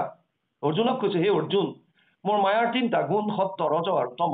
এই 3টা গুণে মানুহক পুতলাৰ দৰে নচুৱাই আছে, শৰীৰক আত্মাৰ লগত বান্ধি আছে।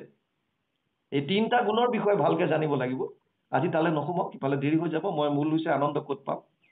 গতিকে মায়াত আনন্দটো নাই, কাৰণ অবস্তুক বস্তু কৰি দেখুৱাইছে, যিটো আচলতে নাই তাত আপোনাক দেখুৱাইছে। ধন, টকা, পইচা, পুত্ৰ, পৰিবাৰ, ঘৰ দুৱাৰ ইত্যাদি ইত্যাদি ইত্যাদি।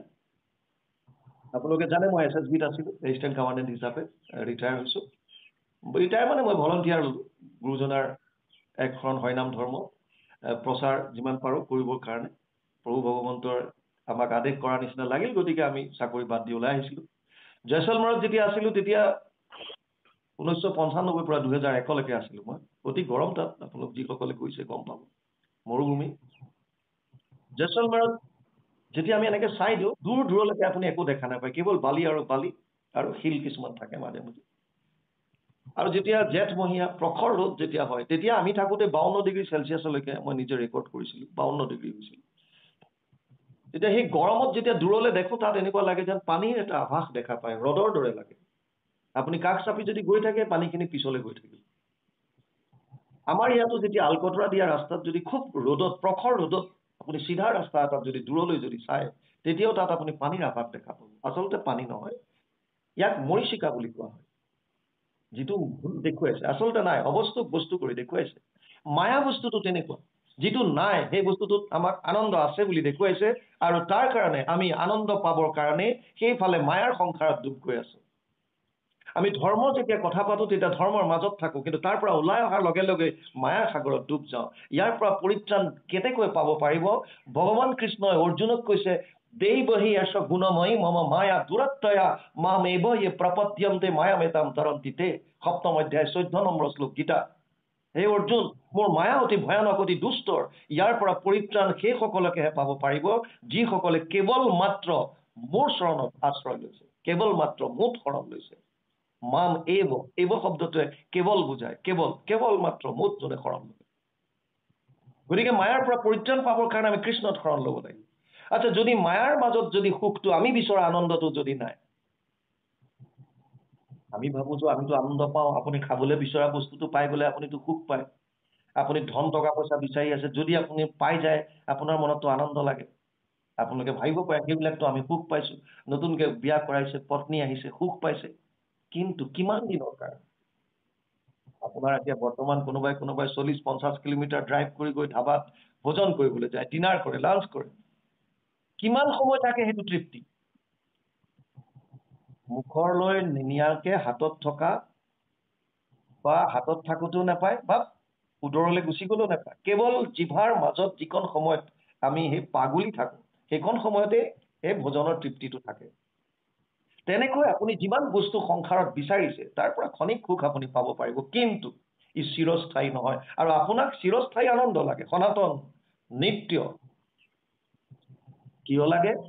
কাৰণ আমি পৰম আনন্দৰ অংশ। ভগৱানে অৰ্জুনক কৈছে, মামেবংশ জীৱলোকে জীৱভূত সনাতন, ৫ম অধ্যায় ৭ নম্বৰ শ্লোক। যিমান জীৱ আছে মোৰ অংশ। তেতিয়াহ'লে আমি আনন্দটো মায়াত নেপালো। আমি যিটো আমাক চিৰন্তন সুখ লাগে, সনাতন সুখ লাগে, নিত্য সুখ লাগে, চিৰস্থায়ী লাগে, এইটো মায়াৰ মাজত নাই। কাৰণ মায়াৰ যিমান বস্তু আছে প্ৰত্যেকটো বস্তু নিজেই অস্থায়ী।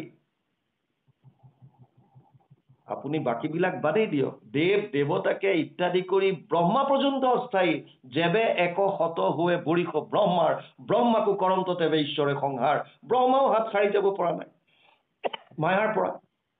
গতিকে তাত যদি আমি আনন্দ বিচাৰো, আমাক যিটো আনন্দ লাগে সেইটো আমি তাত নাপাওঁ, তেতিয়াহ'লে ক'ত পাম? তেতিয়া দ্বিতীয় অপশ্যন এটাই আছে, তিনিটাই তত্ত্ব, ভগৱান, মায়া, জীৱ। জীৱক আনন্দ লাগে, মায়াৰ মাজত নাই, তেতিয়া ক'ত থাকিব? ভগৱানত। ইয়াৰ প্ৰমাণ আছে, বেদে কৈছে, তৈত্তৰীয় উপনিষদ ৰসো বৈশৱ, ভগৱান আনন্দ স্বৰূপ। কৃষ্ণ শব্দৰ অৰ্থই হৈছে আনন্দ। মহাভাৰতৰ উদ্যোগত লিখিছে, কৃষি ভূ বাচক শব্দ ন চ নিবৃত্তি বাচক দ্বৈউৰ একাত পৰম ব্ৰহ্ম কৃষ্ণ ইতি অভিধীয়তে।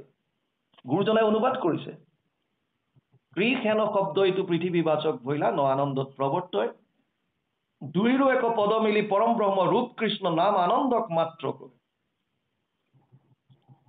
কৃষ শব্দটোৱে পৃথিৱীবাচক বুলি কৈছে। ইয়াৰ বস্তুটো কি বুজাইছে আচলতে? পৃথিৱীবাচক বুলি ক'লে যে কিয়? আপোনালোকে জানিব, পৃথিৱীৰ এটা বিশেষ গুণ আছে, মধ্যাকৰ্ষণ শক্তি। ই আকৰ্ষণ কৰিব পাৰে। কৃষ্ণ শব্দটো হৈছে আকৰ্ষণ কৰিব পাৰে। কৃষ্ণই আমাক আকৰ্ষিত কৰে তেওঁৰ কাষলৈ। কিন্তু বাধা কোনে দিয়ে? বিক্ষেপণ কোনে কৰে? তেওঁৰ মায়াটোৱে। চব লীলা। গতিকে এই আনন্দ যদি আমি পাব লাগে, কৃষ্ণ মানে আনন্দ, যদি আমি আনন্দ পাব লাগে, তেতিয়াহ'লে আমি কৃষ্ণৰ চৰণত একান্তভাৱে শৰণ হ'ব লাগে। কিন্তু এটা কথা ভাগৱতে লিখিছে, গুৰুজনাই লিখিছে উপদেশত, এৰিলা পৃথিৱী কৃষ্ণে ধৰ্ম জ্ঞানলৈ, গৈলা বৈকুণ্ঠক ঐত্য গুণ নামত হৈ, যিটো ফল পাৱে পূৰ্বে কৃষ্ণ দৰ্শনে, পাৱে আবে তাতোধিক কলিত কীৰ্তনে। কেনেকৈ পাব এতিয়া কলিত কীৰ্তন? এতিয়া আপোনালোকে শ্ৰৱণ কৰোঁতে কৰোঁতে কি হয়, যেতিয়া আমি কৰি থাকিম মনৰ মলিনতাবিলাক লাহে লাহে নাইকিয়া হৈ আহিব, তেতিয়া আমাৰ হৃদয়খনত এই কথাখিনি স্মৰণ কৰাৰ লগে লগে আনন্দ এটা আহিব। আৰু এটা ইণ্টাৰেষ্টিং কথা, অতি জানিবলগীয়া কথা, ভগৱানে কৈছে ভক্তিৰ যিটো আনন্দ আমি যদি ক্ষণেক সময়ৰ কাৰণে যদি আমি লাভ কৰিব পাৰোঁ এই মনুষ্য জীৱনত, অৰ্জুনক কৈছে, পাৰ্থ নৈব ইহ না অমূত্ৰ বিনাশস্তস্য বিদ্যতে, নাহি কল্যাণকৃত কচ্চিত দুৰ্গতিম তাত গচ্ছতি। 6ষ্ঠ অধ্যায় 40 নম্বৰ শ্লোক গীতা। হে অৰ্জুন, হে পাৰ্থ, এই যি ভক্তিৰ আনন্দ, এই আনন্দটো পাৰ্থ নৈব ইহ, এই লোকতটো নষ্ট নহয়েই, না অমূত্ৰ, পৰলোকতো নষ্ট নহয়। এইটো যেতিয়ালৈকে আপুনি থাকিব, আপোনাৰ আত্মা যেতিয়ালৈকে বিভিন্ন শৰীৰত ঘূৰিও থাকে, এই আনন্দৰ পৰা আপুনি কেতিয়াও আঁতৰ হ'ব নোৱাৰে, আপোনাৰ আনন্দ লগত থাকিব। গতিকে এই আনন্দ বস্তুটো আমি ল'বৰ কাৰণে মানুহৰ আমাৰ যিটো শৰীৰ, এইটোৱে হৈছে উপযুক্ত শৰীৰ। সেইকাৰণে এই শৰীৰত থাকি এই পৰম আনন্দ ঈশ্বৰৰ উপাসনাৰ যি আনন্দ, যি ভক্তিৰ যি আনন্দ, প্ৰভু ভগৱন্তৰ নাম শ্ৰৱণ কীৰ্তনৰ যি আনন্দ, হৃদয়ত প্ৰভু ভগৱন্তক উপলব্ধি কৰাৰ যি আনন্দ, এই আনন্দৰ কাৰণে ভকতৰ মাজত যিমান পাৰে ভকতৰ সংগলৈ তেওঁৰ লীলাসমূহ শ্ৰৱণ কীৰ্তন কৰিব লাগিব। সেইকাৰণে গুৰুজনাই কৈছিলে যে শ্ৰৱণ কীৰ্তনক মুখ্যতা দিছে। যদ্যপি ভগতি নৱবিধ মাধৱৰ শ্ৰৱণ কীৰ্তন আতহুন্ত শ্ৰেষ্ঠতৰ, শ্ৰৱণ কীৰ্তনক এইকাৰণে প্ৰমুখতা দিছে যে আমি শ্ৰৱণ কৰোঁতে কৰোঁতে কৰোঁতে কৰোঁতে তেনেকৈ কি হয়, সাধাৰণভাৱে শ্ৰৱণক কিয় প্ৰমুখতা দিছে চাওক। আপোনাৰ খুব সাধাৰণভাৱে কোনোবা এজনে যেতিয়া প্ৰশংসা কৰে আমি উৎফুল্লিত হৈ পৰোঁ, আমাৰ ভাল লাগে। আৰু কোনোবা এজনে যদি আমাক বেয়াকৈ কয় তেতিয়া আমি দুখিত হওঁ, আমাৰ দুখ লাগে, আমাৰ ক্ৰোধ উঠে। তাৰ মানে সাধাৰণ একোজন মানুহৰ একোটা বাক্যই আমাক প্ৰভাৱিত কৰিব পাৰে। আৰু আজিকালিতো দেখা গৈছে প্ৰায়বিলাক মানুহে আমি সুখ দুখৰ চাবি কাঠি বেলেগৰ হাতত দি থওঁ। তই যেতিয়াই ইচ্ছা মোক তই ঘূৰাই দে চাবি কাঠি, মোক আনন্দ দিব বিচাৰিলে, সুখ দিব বিচাৰিলে তই সুখ দিব পাৰ, তই যদি ভাব যে মোক দুখ দিওঁ তই দুখ দিব পাৰ। কাৰণ আমি বেলেগৰ হাতত দি থৈছো। সি যদি ভালকে ক'লে মই সুখী, সি যদি বেয়াকে ক'লে মই দুখী। কিহৰ কাৰণে? আপোনাৰ নিজৰ জীৱনৰ সুখ দুখৰ চাবি কাঠি আমি বেলেগক কিয় দিব লাগে? মই কৈ আছো যে যদি সাধাৰণ কথাই আপোনাক শ্ৰৱণ কৰাৰ পাছত প্ৰভাৱিত কৰিব পাৰে, কেনেকৈ কৰে? এই শব্দবিলাকে আপোনাৰ হৃদয়ত প্ৰৱেশ কৰি এটা কেমেষ্ট্ৰি তৈয়াৰ কৰে। আৰু এই ৰসায়নটোৱে যদি আপোনাৰ অনুকূল হয় তেতিয়াহ'লে আপুনি আনন্দিত হয়, আৰু যদি আপোনাৰ প্ৰতিকূল হয়, আপুনি নিবিচৰা ধৰণে যদি হয়, তেতিয়া আপুনি দুখিত হয়, আপুনি ক্ৰোধিত হয়।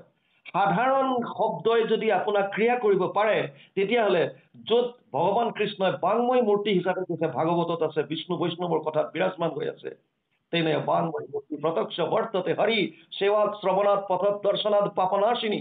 পদ্মপুৰাণ উত্তৰখণ্ড ভাগৱত মহাত্ম্য ৩য় অধ্যায় ৬২ নম্বৰ শ্লোকত লিখি থৈ গৈছে ব্যাসদেৱে, প্ৰভু ভগৱন্ত বাংময় স্বৰূপে ইয়াত বিৰাজমান হৈ আছে।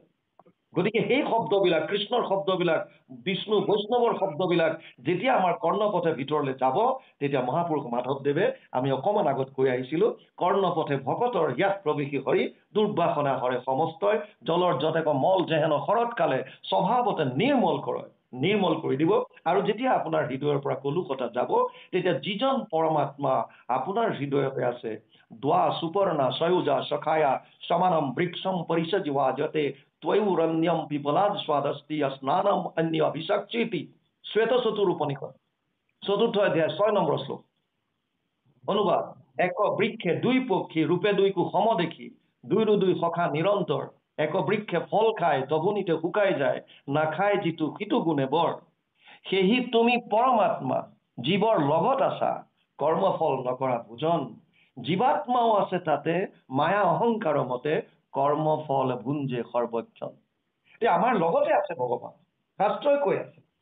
যিটো প্ৰাণ বন্ধু কৃষ্ণ হৃদয়তে আছে, সিটো মনেহে কৰিব লাগে, সেই কৰাটোৰো নাহি হানি এতে কতে পদ্ম পানী, তুষ্ট হন্ত দেৱতাৰো দেৱ। মনে কৰিব লাগিব, মন। আমি নাম গাওঁ ৪৫ মিনিটৰ, ১ ঘণ্টাৰ নাম গাই উঠাৰ লগে লগে ভকতৰ মাজত ভেঙুচালি, ফুচুঙি, কোনোবাই কৰবাত কিবা খাবলৈ গ'ল, কৰবাত কিবা খাবলৈ গ'ল, অৰ্থাৎ নামৰ প্ৰভাৱ নাই। তাৰ মানে সেইটো এটা কৰ্মকাণ্ড। কেৱল ইন্দ্ৰিয়ৰ দ্বাৰা হাত চাপৰি হাতৰ দ্বাৰা বজাইছো, মুখৰ দ্বাৰা মাত্ৰ লৈছো, মন চৌদিশে ঘূৰি ফুৰিছে, তেনেকৈ নাম হ'ব নেকি? আপোনাৰ যদি মন নাই, মনটো যদি তাত লগাব পৰা নাই, তেতিয়াহ'লে আপুনি হৃদয়ত থকা ভগৱানৰ ওচৰত কেনেকৈ যাব? আপুনি হাত ভৰি তাত সোমাব নোৱাৰে।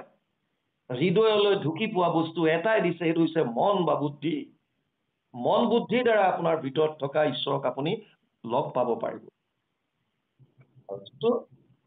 দ্বাপৰত তেওঁলোকে প্ৰভু ভগৱন্তৰ দৰ্শন কৰি পাইছিল। ইয়াত কৈছে, যাক দৰ্শনে আনন্দিত তনু মন, ভকত জনৰ যিটো হৃদয়ৰ ভূষণ, পৰম ঈশ্বৰ মূৰ্তি প্ৰকাশন্ত বসী ভৈলন্ত উদিত কোটি কোটি সূৰ্য সখী। কোটি কোটি সূৰ্য চন্দ্ৰৰ দৰে প্ৰকাশিত হৈছে। নিজৰ ৰূপে কেশৱে সাক্ষাতে দিলা দেখা, দেখি অৰ্জুনৰ আনন্দৰ নাহি লেখা। আৰু প্ৰভু ভগৱন্তই অৰ্জুনৰ আগত তেওঁৰ নিজৰ ৰূপ প্ৰকাশ কৰি দিলে, আৰু দেখাৰ লগে লগে অৰ্জুনৰ আনন্দৰ সীমা। আগতে অৰ্জুনে দেখা নাছিল নেকি? আগতেতো দেখি, আগতে এইটো আনন্দ কিয় লাভ কৰিব পৰা নাই? দৃষ্টিকোণ, আপোনাৰ দৃষ্টিকোণটো আগতে কি? আৰু ভগৱানে দিব্য দৃষ্টি, ভগৱানেও কৃপা কৰিব লাগিব ভকতৰ প্ৰতি। যেতিয়া কৃপা কৰিব, আপুনি আপোনাৰ লগতে থকা বস্তুটো আপুনি বেলেগ ধৰণে দেখা পাই যাব। আমি শাস্ত্ৰ অধ্যয়ন কৰি থাকোঁ, প্ৰত্যেকটো শ্লোক আমি চাই থাকোঁতো কেতিয়াবা এনেকুৱা হয় যে কোনোবা এটা শ্লোক দেখোন ইয়াত এটা কিবা এটা বেলেগ ধৰণৰ অৰ্থ এটা প্ৰভু ভগৱন্তৰ হৃদয়ৰ পৰা জাগ্ৰত কৰাই দিছে যে এইটো এনেকুৱা এটা দেখোন হ'ব পাৰে। অতি সুন্দৰ। আপোনাৰ লগতে ইমান দিন আছিল, আপুনি ইমান দিন চাই আছে, কিন্তু সেইটো অহা নাইকিয়া। এয়া প্ৰভু ভগৱন্তৰে কৃপা, আছে কাষতে, হোৱা নাই। যিদিনা জানিব বিচাৰিলে, যিদিনা তেওঁ দেখিব বিচাৰিলে, যিদিনা আপোনাৰ ভগৱানক পাবৰ কাৰণে আপোনাৰ উৎসাহ বাঢ়ি গৈছে। এজন শিষ্যই গুৰুজনাক সুধিছিল যে আপুনি কোৱা ধৰণে মই এইটো ঈশ্বৰ উপাসনা কৰি আছো, জপ নিয়ম যিমানখিনি আছে সকলোখিনি পালন কৰিছো, ধ্যান ধাৰণা সকলোখিনি কৰিছো, মই কীৰ্তন কৰিছো নিয়মিতভাৱে, তথাপিও ভগৱানক মই দেখা নাপাওঁ কিয়? তেওঁ ক'লে হ'ব, তোমাৰ উত্তৰটো দিম মই, কাইলৈ দিম। আৰু পাছদিনাখন দুয়োজন স্নান কৰিবৰ কাৰণে নদীলৈ গ'ল। শিষ্যজনক লৈ গুৰুজনা নদীত নামিল আৰু ডুব মাৰোতে গুৰুজনাই শিষ্যজনৰ ডিঙিত ধৰি তলত চেপা মাৰি ধৰিলে। আৰু চেপা মাৰি ধৰোতে শিষ্যজনে পানীৰ তলত কক বকাইছে, ওপৰলৈ উঠি আহিবলৈ চেষ্টা কৰিছে, আৰু কিছু সময়ৰ পাছত টেন কৰি তেওঁ ওপৰলৈ উঠি আহিল। আৰু গুৰুজনাক ক'লে আপুনি কি কৰিছে এইটো? মোক আপুনি বধ কৰিব বিচাৰিছিল নেকি? বোলে নহয়, তোমাৰ উত্তৰটো দিব বিচাৰিছে। কি উত্তৰ? তুমি প্ৰশ্নটো পাহৰিলা নেকি? কালি সুধিছিলা ভগৱানক কেনেকে পাম? তেওঁ ক'লে ভগৱানক পোৱাৰ লগত আপুনি পানীৰ তলত হেঁচা মাৰি দিয়াটো কি তাত থাকিব পাৰে? চোৱা, পানীৰ তলত তোমাক হেঁচা মাৰি দিওঁতে তোমাৰ মনলৈ ভাৱ কি আহিছিল? বোলে ভাৱ এটাই আহিছিল, যেন তেন প্ৰকাৰে, মই তেন প্ৰকাৰে মুঠতে ওপৰলৈ উঠিব, যেনে তেনে প্ৰকাৰে, যিকোনো এই উৎকণ্ঠা যিটো, গুৰুজনাই ক'লে তোমাৰ পানীৰ তলৰ পৰা পানীৰ ওপৰলৈ উঠি অহাৰ যি উৎকণ্ঠা, যাৰ কাৰণে তুমি তোমাৰ শক্তি প্ৰয়োগ কৰিছা, ঠিক কৃষ্ণক পাবৰ কাৰণেও, কৃষ্ণৰ আনন্দ হৃদয়ত উপলব্ধি কৰিবৰ কাৰণেও সেই উৎকণ্ঠা তোমাৰ হৃদয়ত জাগ্ৰত হ'ব লাগিব। যিদিনা ভকতৰ হৃদয়ত এই উৎকণ্ঠা জাগৃত হ'ব, অকল শুনিব লাগে কাৰণে শুনা নাই, অকল যাব লাগে কাৰণে যোৱা নাই, অনুষ্ঠান আছে কাৰণে অনুষ্ঠান কৰা নাই। যদি আমাৰ সেই উৎকণ্ঠাটো মনত জাগ্ৰত হ'ব পাৰে, তেতিয়াহ'লে ভকতেও, প্ৰত্যেকজন ভকতে নিজৰ হৃদয়তে ভগৱানৰ আনন্দ লাভ কৰিব পাৰিব। আৰু এটা কথা আপোনালোকক জনাওঁ, যদি আনন্দটো আমি উপলব্ধি কৰিব পাৰোঁ হৃদয়ত, তেতিয়াহ'লে বাহ্যিক যিমানেই ধুমুহা নাহক কিয়, আপোনাৰ যেনেকুৱাই মানুহৰ দৃষ্টিত আপোনাৰ জীৱনত ভয়ংকৰ ধুমুহা আহি গৈছে, শাৰীৰিক অসুস্থতা আহিছে, আপোনাৰ আত্মীয়জন হেৰাই গৈছে, আপোনাৰ ধন টকা পইচা চব ফালে লষ্ট হৈছে, কিন্তু আপোনাৰ হৃদয়ত যি আনন্দ আপোনাৰ উজ্জ্বলিত হৈ আছে, সেই আনন্দৰ পৰা আপোনাক কোনেও আঁতৰাব নোৱাৰে। সেই আনন্দ আপুনি এবাৰ মাত্ৰ উপলব্ধি কৰাৰ কাৰণে চেষ্টা কৰিব লাগিব। আৰু সেইকাৰণে গুৰুজনাৰ যি এক শৰণ হৰিনাম ধৰ্ম, আমি ভাৰতৰ বিভিন্ন ঠাইত যদিও গৈছোঁ চাকৰি সূত্ৰে, আমি সকলোতে দেখিছোঁ, বিভিন্ন ধৰ্মৰ লোকৰ সৈতে কথাও পাতিছোঁ, কিন্তু গুৰুজনাৰ যি ধৰ্মৰ যি উদাৰতা আপুনি ক'তো নাপায়। ভাগৱতৰ যি আচল তত্ত্ব, গীতাৰ যি আচল তত্ত্ব, সেয়া কেৱল আৰু কেৱল গুৰুজনাইহে উপলব্ধি কৰিছে। গতিকে এক শৰণ হৰিনাম ধৰ্ম, এই ধৰ্মটো যিটো গুৰুজনাই প্ৰৱৰ্তন কৰিলে, শাস্ত্ৰৰ উত্তম গীতা ভাগৱতৰ পৰাই আনিছে। আমি ক'লো অলপ আগত, গীতাৰ সাৰ যিটো আছিল, এই সাৰটো হৈছে সৰ্বধৰ্মান পৰিত্যাজ্য মাম একম শৰণম ব্ৰজ, চব বাদ দি মোৰ ওচৰত এক শৰণ। আৰু ভাগৱত যদিও কোৱা হয় নাম বস্তুভাগ পদ্মপুৰাণৰ সহস্ৰ নামৰ পৰা আনিছে, হয়, মিছা নহয়, কিন্তু শাস্ত্ৰৰ উত্তম বুলি কোৱাৰ লগে লগে দুখন গ্ৰন্থৰ কথা কোৱা হয়, শাস্ত্ৰৰ উত্তম গীতা ভাগৱত। কিয় কোৱা হয় সেইটো বুজি লওক, তাৰপিছত আজি ইয়াতে হয়তো আমি আৰু সামৰিম, সময়ো যথেষ্ট হৈছে। শাস্ত্ৰৰ উত্তম বুলি কিয় কয় সেইটো থোৰতে বুজি লওক। যিকোনো কথাৰ প্ৰমাণ দিবৰ কাৰণে আমাৰ সনাতন ধৰ্মত, আমাৰ যি ন্যায়িক, আমাৰ যি দৰ্শন শাস্ত্ৰ আছে, তাত মূলতঃ 4টা প্ৰমাণৰ কথা কৈছে: প্ৰত্যক্ষ প্ৰমাণ, অনুমান প্ৰমাণ, উপমান প্ৰমাণ আৰু শব্দ প্ৰমাণ। বেছি দীঘলীয়া নকৰি পেলাই ইয়াৰ শব্দ প্ৰমাণলৈ আহোঁ। শব্দ প্ৰমাণ বা শাস্ত্ৰৰ প্ৰমাণ, শাস্ত্ৰ বুলি কোৱাৰ লগে লগেতো বিভিন্ন শাস্ত্ৰ আছে। মহাপুৰুষ মাধৱদেৱো যেনেকে শাস্ত্ৰত পণ্ডিত আছিল, বিভিন্ন শাস্ত্ৰ অধ্যয়ন কৰিছিল, কিন্তু গুৰুজনাক লগ পোৱাৰ পাছত যেতিয়া ভাগৱতৰ আচল তত্ত্ব যেতিয়া শুনিলে, যথা তৰুৰ মূলে নিচেচান তৃপ্যন্তি তদ স্কন্ধ ভুজ উপশাখা, প্ৰাণ উপহাৰাজ্য যথেন্দ্ৰিয়ানাম তথা সৰ্ব অৰ্চনম অচ্যুতৈৰ্য 4:31-14 চতুৰ্থ স্কন্ধ 31 নম্বৰ অধ্যায় 14 নম্বৰ শ্লোক। যেতিয়া গুৰুজনাই উচ্চাৰণ কৰিলে বৃক্ষৰ মূলত যদি দেওহানি জল ত্ৰিপিটি হোৱন্ত তাৰ পত্ৰ পুষ্প ফল ডালে পাতে সিঞ্চে যদি মূলত নেদয় কদাচিতো ডালে পাতে ত্ৰিপিটি নহয়। এই শ্লোকভাগ যেতিয়া তেওঁ শুনিলে তাৰ পাছত তেতিয়া তেওঁ আগৰ যিমান শাস্ত্ৰ আছিল চব বাদ দিলে আৰু গীতা ভাগৱতৰ কাষ চাপিলে, একান্তভাৱে গুৰুজনাৰ চৰণত শৰণাগতি হ'ল। তেতিয়া এই শাস্ত্ৰ কেনেকুৱা হ'ব লাগিব তাৰ কাৰণে 3টা প্ৰস্থান দিছে। প্ৰস্থান ত্ৰয়ী বুলি কয় আমাৰ সনাতন ধৰ্মত, ইয়াক প্ৰস্থান ত্ৰয়ী নাম দিছে। তাৰ প্ৰথমটো হৈছে শ্ৰুতি প্ৰস্থান, শ্ৰুতি বেদক কয়, মই থোৰতে কৈছো, সময় যথেষ্ট হ'ল। শ্ৰুতি প্ৰস্থান বেদ, বেদৰ সাৰ হৈছে বেদান্ত। গতিকে বেদান্ত মানে উপনিষদক বুজায়, বেদৰ অন্তত যিখিনি আছে। বেদৰ 4টা ভাগ আছে য'ত মন্ত্ৰবিলাক আছে, তাক সংহিতা বুলি কয়। তাৰ পিছত বিধিবিলাক আছে গদ্য আকাৰে, তাক ব্ৰাহ্মণ্য বুলি কয়। তাৰ পাছৰ অংশটোক আৰণ্যক বুলি কয় আৰু একেবাৰে শেষত থকাখিনি বেদান্ত বুলি কয়, যাক আমি উপনিষদ বুলি কওঁ। গতিকে বেদৰ সাৰ যদি জানিব বিচাৰিছে আত্মা পৰমাত্মাৰ বিষয়ে বিশদভাৱে যদি জানিব বিচাৰিছে তেতিয়াহ'লে বেদান্ত অধ্যয়ন কৰিব লাগিব, শ্ৰুতি। তাৰপিছত আহিছে দ্বিতীয় স্মৃতি। স্মৃতি গ্ৰন্থ কোনবিলাক? বেদ, বেদ শ্ৰৱণৰ দ্বাৰা আহিছিলে। জগত সংহৰি পুতি আছা নাৰায়ণ প্ৰথম নিশ্বাসে বাজ বইলা বেদগণ। প্ৰভু ভগৱন্তৰ নিশ্বাসত বাজ হোৱা বেদ। গুৰু শিষ্য পৰম্পৰা শ্ৰৱণৰ দ্বাৰা বিয়পি অহাৰ কাৰণে এক শ্ৰুতি বুলি কয়। বেদৰ তত্ত্ববিলাক আমি বুজি নোপোৱাটো ডাঙৰ কথা নহয়, ডাঙৰ ডাঙৰ ঋষিমুনিসকলে বুজি পোৱা নাছিল। যাৰ যেন মতি কৰে বেদক ব্যাখ্যাত, গতিকে তেওঁলোকে যাৰ যেনেকুৱা মন তেনেকৈ কৰিলে।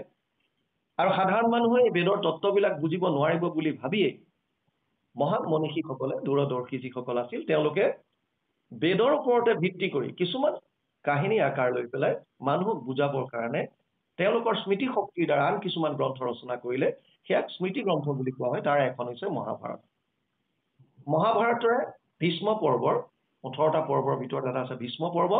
ভীষ্ম পৰ্বৰ 25 অধ্যায়ৰ পৰা 42 অধ্যায়লৈ এই 18টা অধ্যায় সুকীয়াকে উলিয়াই আনিছে, নাম দিছে শ্ৰীমদ ভগৱত গীতা।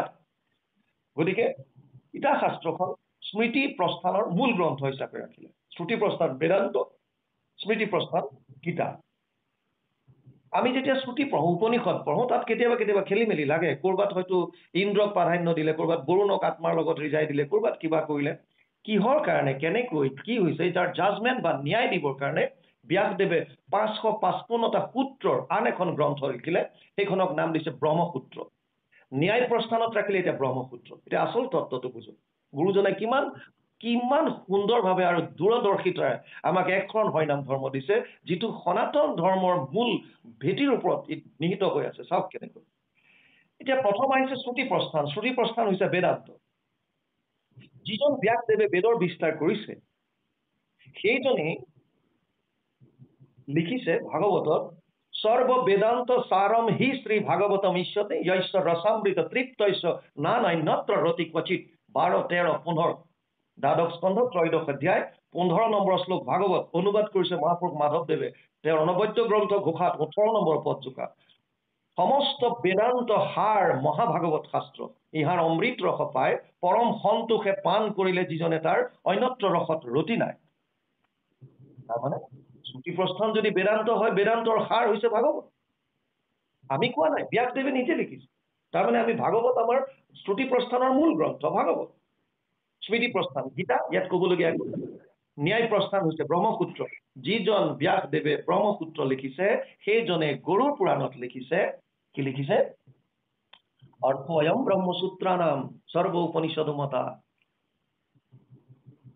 ব্ৰহ্মসূত্ৰৰ টীকা ভাষ্য হৈছে ভাগৱত। আৰু সেইকাৰণে সাধাৰণতে কোৱা হয়, যিসকল জগত গুৰু হয় আমাৰ ভাৰতৰ বাহিৰত যিটো কনচেপ্ট, ব্ৰহ্মসূত্ৰৰ ওপৰত টীকা ভাষ্য কৰে। কিন্তু গুৰুজনাইতো ব্ৰহ্মসূত্ৰৰ ওপৰত টীকা ভাষ্য কৰা নাই, ভাগৱতৰহে অনুবাদ কৰি দিলে। কিয়? কাৰণ তেওঁ গম পাইছে যে ব্ৰহ্মসূত্ৰৰ টীকা ভাষ্য অলৰেডি হৈ আছে ভাগৱত, আকৌ তাত কিয় কৰিব লাগে? আপোনালোকে যদি জানে ব্ৰহ্মসূত্ৰ আৰম্ভ হৈছে অথতো ব্ৰহ্ম জিজ্ঞাসা, তাৰ পিছতে আছে জন্মাদস্য ইয়ত। ব্ৰহ্ম কোন জানো আহক, কোনজন? যাৰ দ্বাৰা জন্মাদস্য ইয়ত, এটা সূত্ৰ মাত্ৰ, বছ ইমানটো, এটা সূত্ৰ জন্মাদস্য ইয়ত। আৰু আপোনালোকে জানিব যে জন্মাদস্য ইয়ত ব্ৰহ্মসূত্ৰৰ এই দ্বিতীয় সূত্ৰটোৰ পৰাই ভাগৱতৰ প্ৰথম যিটো মংগলাচৰণৰ যিটো শ্লোক ব্যাসদেৱে লিখিছে জন্মাদস্য ইয়ত, এইটো তাৰ পৰাইতো আহিছে। গুৰুজনাই ব্ৰহ্মপুত্ৰত হাত লগাব কেলে? এতিয়া চাওক, ন্যায় প্ৰস্থানৰ মূল গ্ৰন্থ ব্ৰহ্মপুত্ৰৰ টীকা ভাষ্য ভাগৱত। তাৰ মানে আমাৰ 3টা প্ৰস্থানৰ পৰা 2খন গ্ৰন্থহে আহিল। শ্ৰুতি প্ৰস্থান বেদান্ত সাৰ ভাগৱত, ন্যায় প্ৰস্থান ব্ৰহ্মপুত্ৰৰ টীকা ভাষ্য ভাগৱত, আৰু স্মৃতি প্ৰস্থান হৈছে গীতা। তাৰ মানে আমাৰ হাতত 2খন গ্ৰন্থ আহিলে, গীতা আৰু ভাগৱত। সেইকাৰণে কোনোবা মহাপুৰুষে লিখি থৈ গ'ল শাস্ত্ৰৰ উত্তম গীতা ভাগৱত। এতিয়া যদি গীতা ভাগৱতৰ কথা মতে আমি চলো, তেতিয়াহ'লে চাওক, এক শৰণ হৰিনাম ধৰ্মত এক শৰণ আনিছে গীতাৰ পৰা। কেনেকৈ?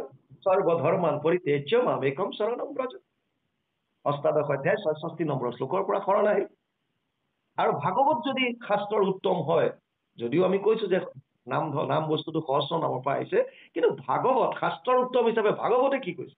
18,000 শ্লোক আছে, 12টা স্কন্ধ, 335টা অধ্যায়, 5,96,000 শব্দ, 10টা লক্ষণ ভাগৱতত।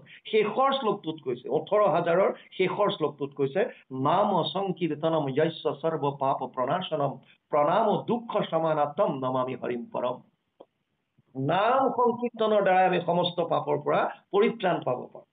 গতিকে গুৰুজনাৰ যি এক শৰণ হৰিনাম ধৰ্ম, এই এক শৰণ গীতাৰ পৰা, নাম বস্তুটো ভাগৱতৰ পৰা আমি প্ৰমাণ সহকাৰে দিব পাৰোঁ। আৰু আমি এই কথাখিনি য'তে আমি যেনেকৈ যাওঁ, যিমান পাৰোঁ তত্ত্ব সহকাৰে দিয়াৰ কাৰণে চেষ্টা কৰোঁ।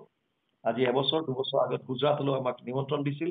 গুজৰাটত যিখিনি আমাৰ অসমৰ যিমানখিনি তাত আছে প্ৰবাসী, তেওঁলোকে শংকৰ জন্মোৎসৱ পাতিছিল সুন্দৰভাৱে, গুৰুজনাৰ জন্ম। আৰু তেতিয়া আমাক নিমন্ত্ৰণ দিছিল নিৰ্দিষ্ট বক্তা হিচাপে। আমি অসমৰ পৰা গৈছিলোঁ। তাতো আমি আমাৰ এক শৰণ হৰিনাম ধৰ্মৰ যুক্তি সহকাৰে দাঙি ধৰিবৰ কাৰণে প্ৰভু ভগৱন্তই যেনেকৈ কৃপা কৰি গৈছে, সেইমতে আমি তাক প্ৰতিষ্ঠা কৰিবৰ কাৰণে চেষ্টা কৰা হৈছিল। বাপ মাধৱ মায়ামাতৃ সমস্ত আমি ভাবিছোঁ সময় যথেষ্ট হৈছে। আপোনালোকৰ তাৰ পিছতো আকৌ বহুতো আপোনালোকে ক'বলগীয়া আছে। যদি আপোনালোকে আদেশ দিয়ে, আমি ইয়াতে দোহাৰি দিম। কৃষ্ণ প্ৰভু, আপুনি ইয়াতে দোহাৰি দিয়ক পিছত। কৃষ্ণ কৃষ্ণ। হয়, কৃষ্ণ।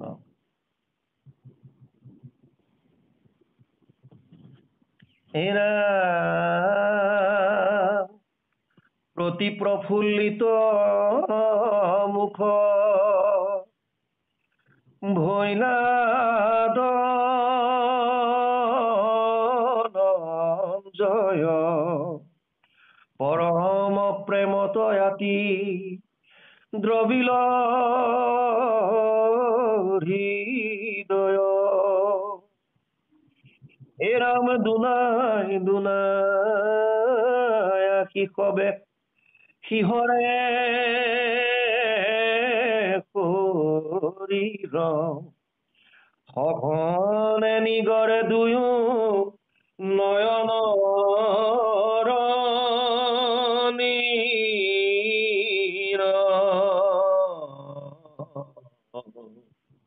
হরি রাম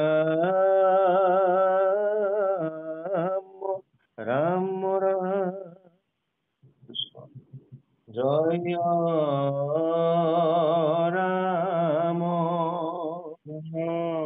ৰাম জয় নাৰায়ণ নাৰায়ণ জয় কৃষ্ণ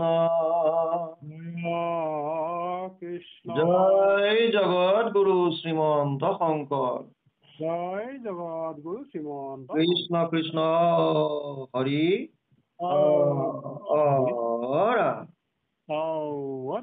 অপৰাধ বিনাশন দুজো নাম নাৰায়ণ, জানি নামে পখিলো শৰণে, আন গতি নাহিকে মৰণে। অপৰাধ ক্ষমা কৰি তুমি দয়াশীল হৰি, মোক ৰক্ষা কৰো শৰণে প্ৰভু, মোক ৰক্ষা কৰো শৰণে। কৃষ্ণ হৰি হৰি অন্ত শংকৰ হৰি ভকত জানা যে কল্পতৰু তাহান্ত বিনাই নাই নাই নাই আমাৰ পৰম তাহান্ত বিনাই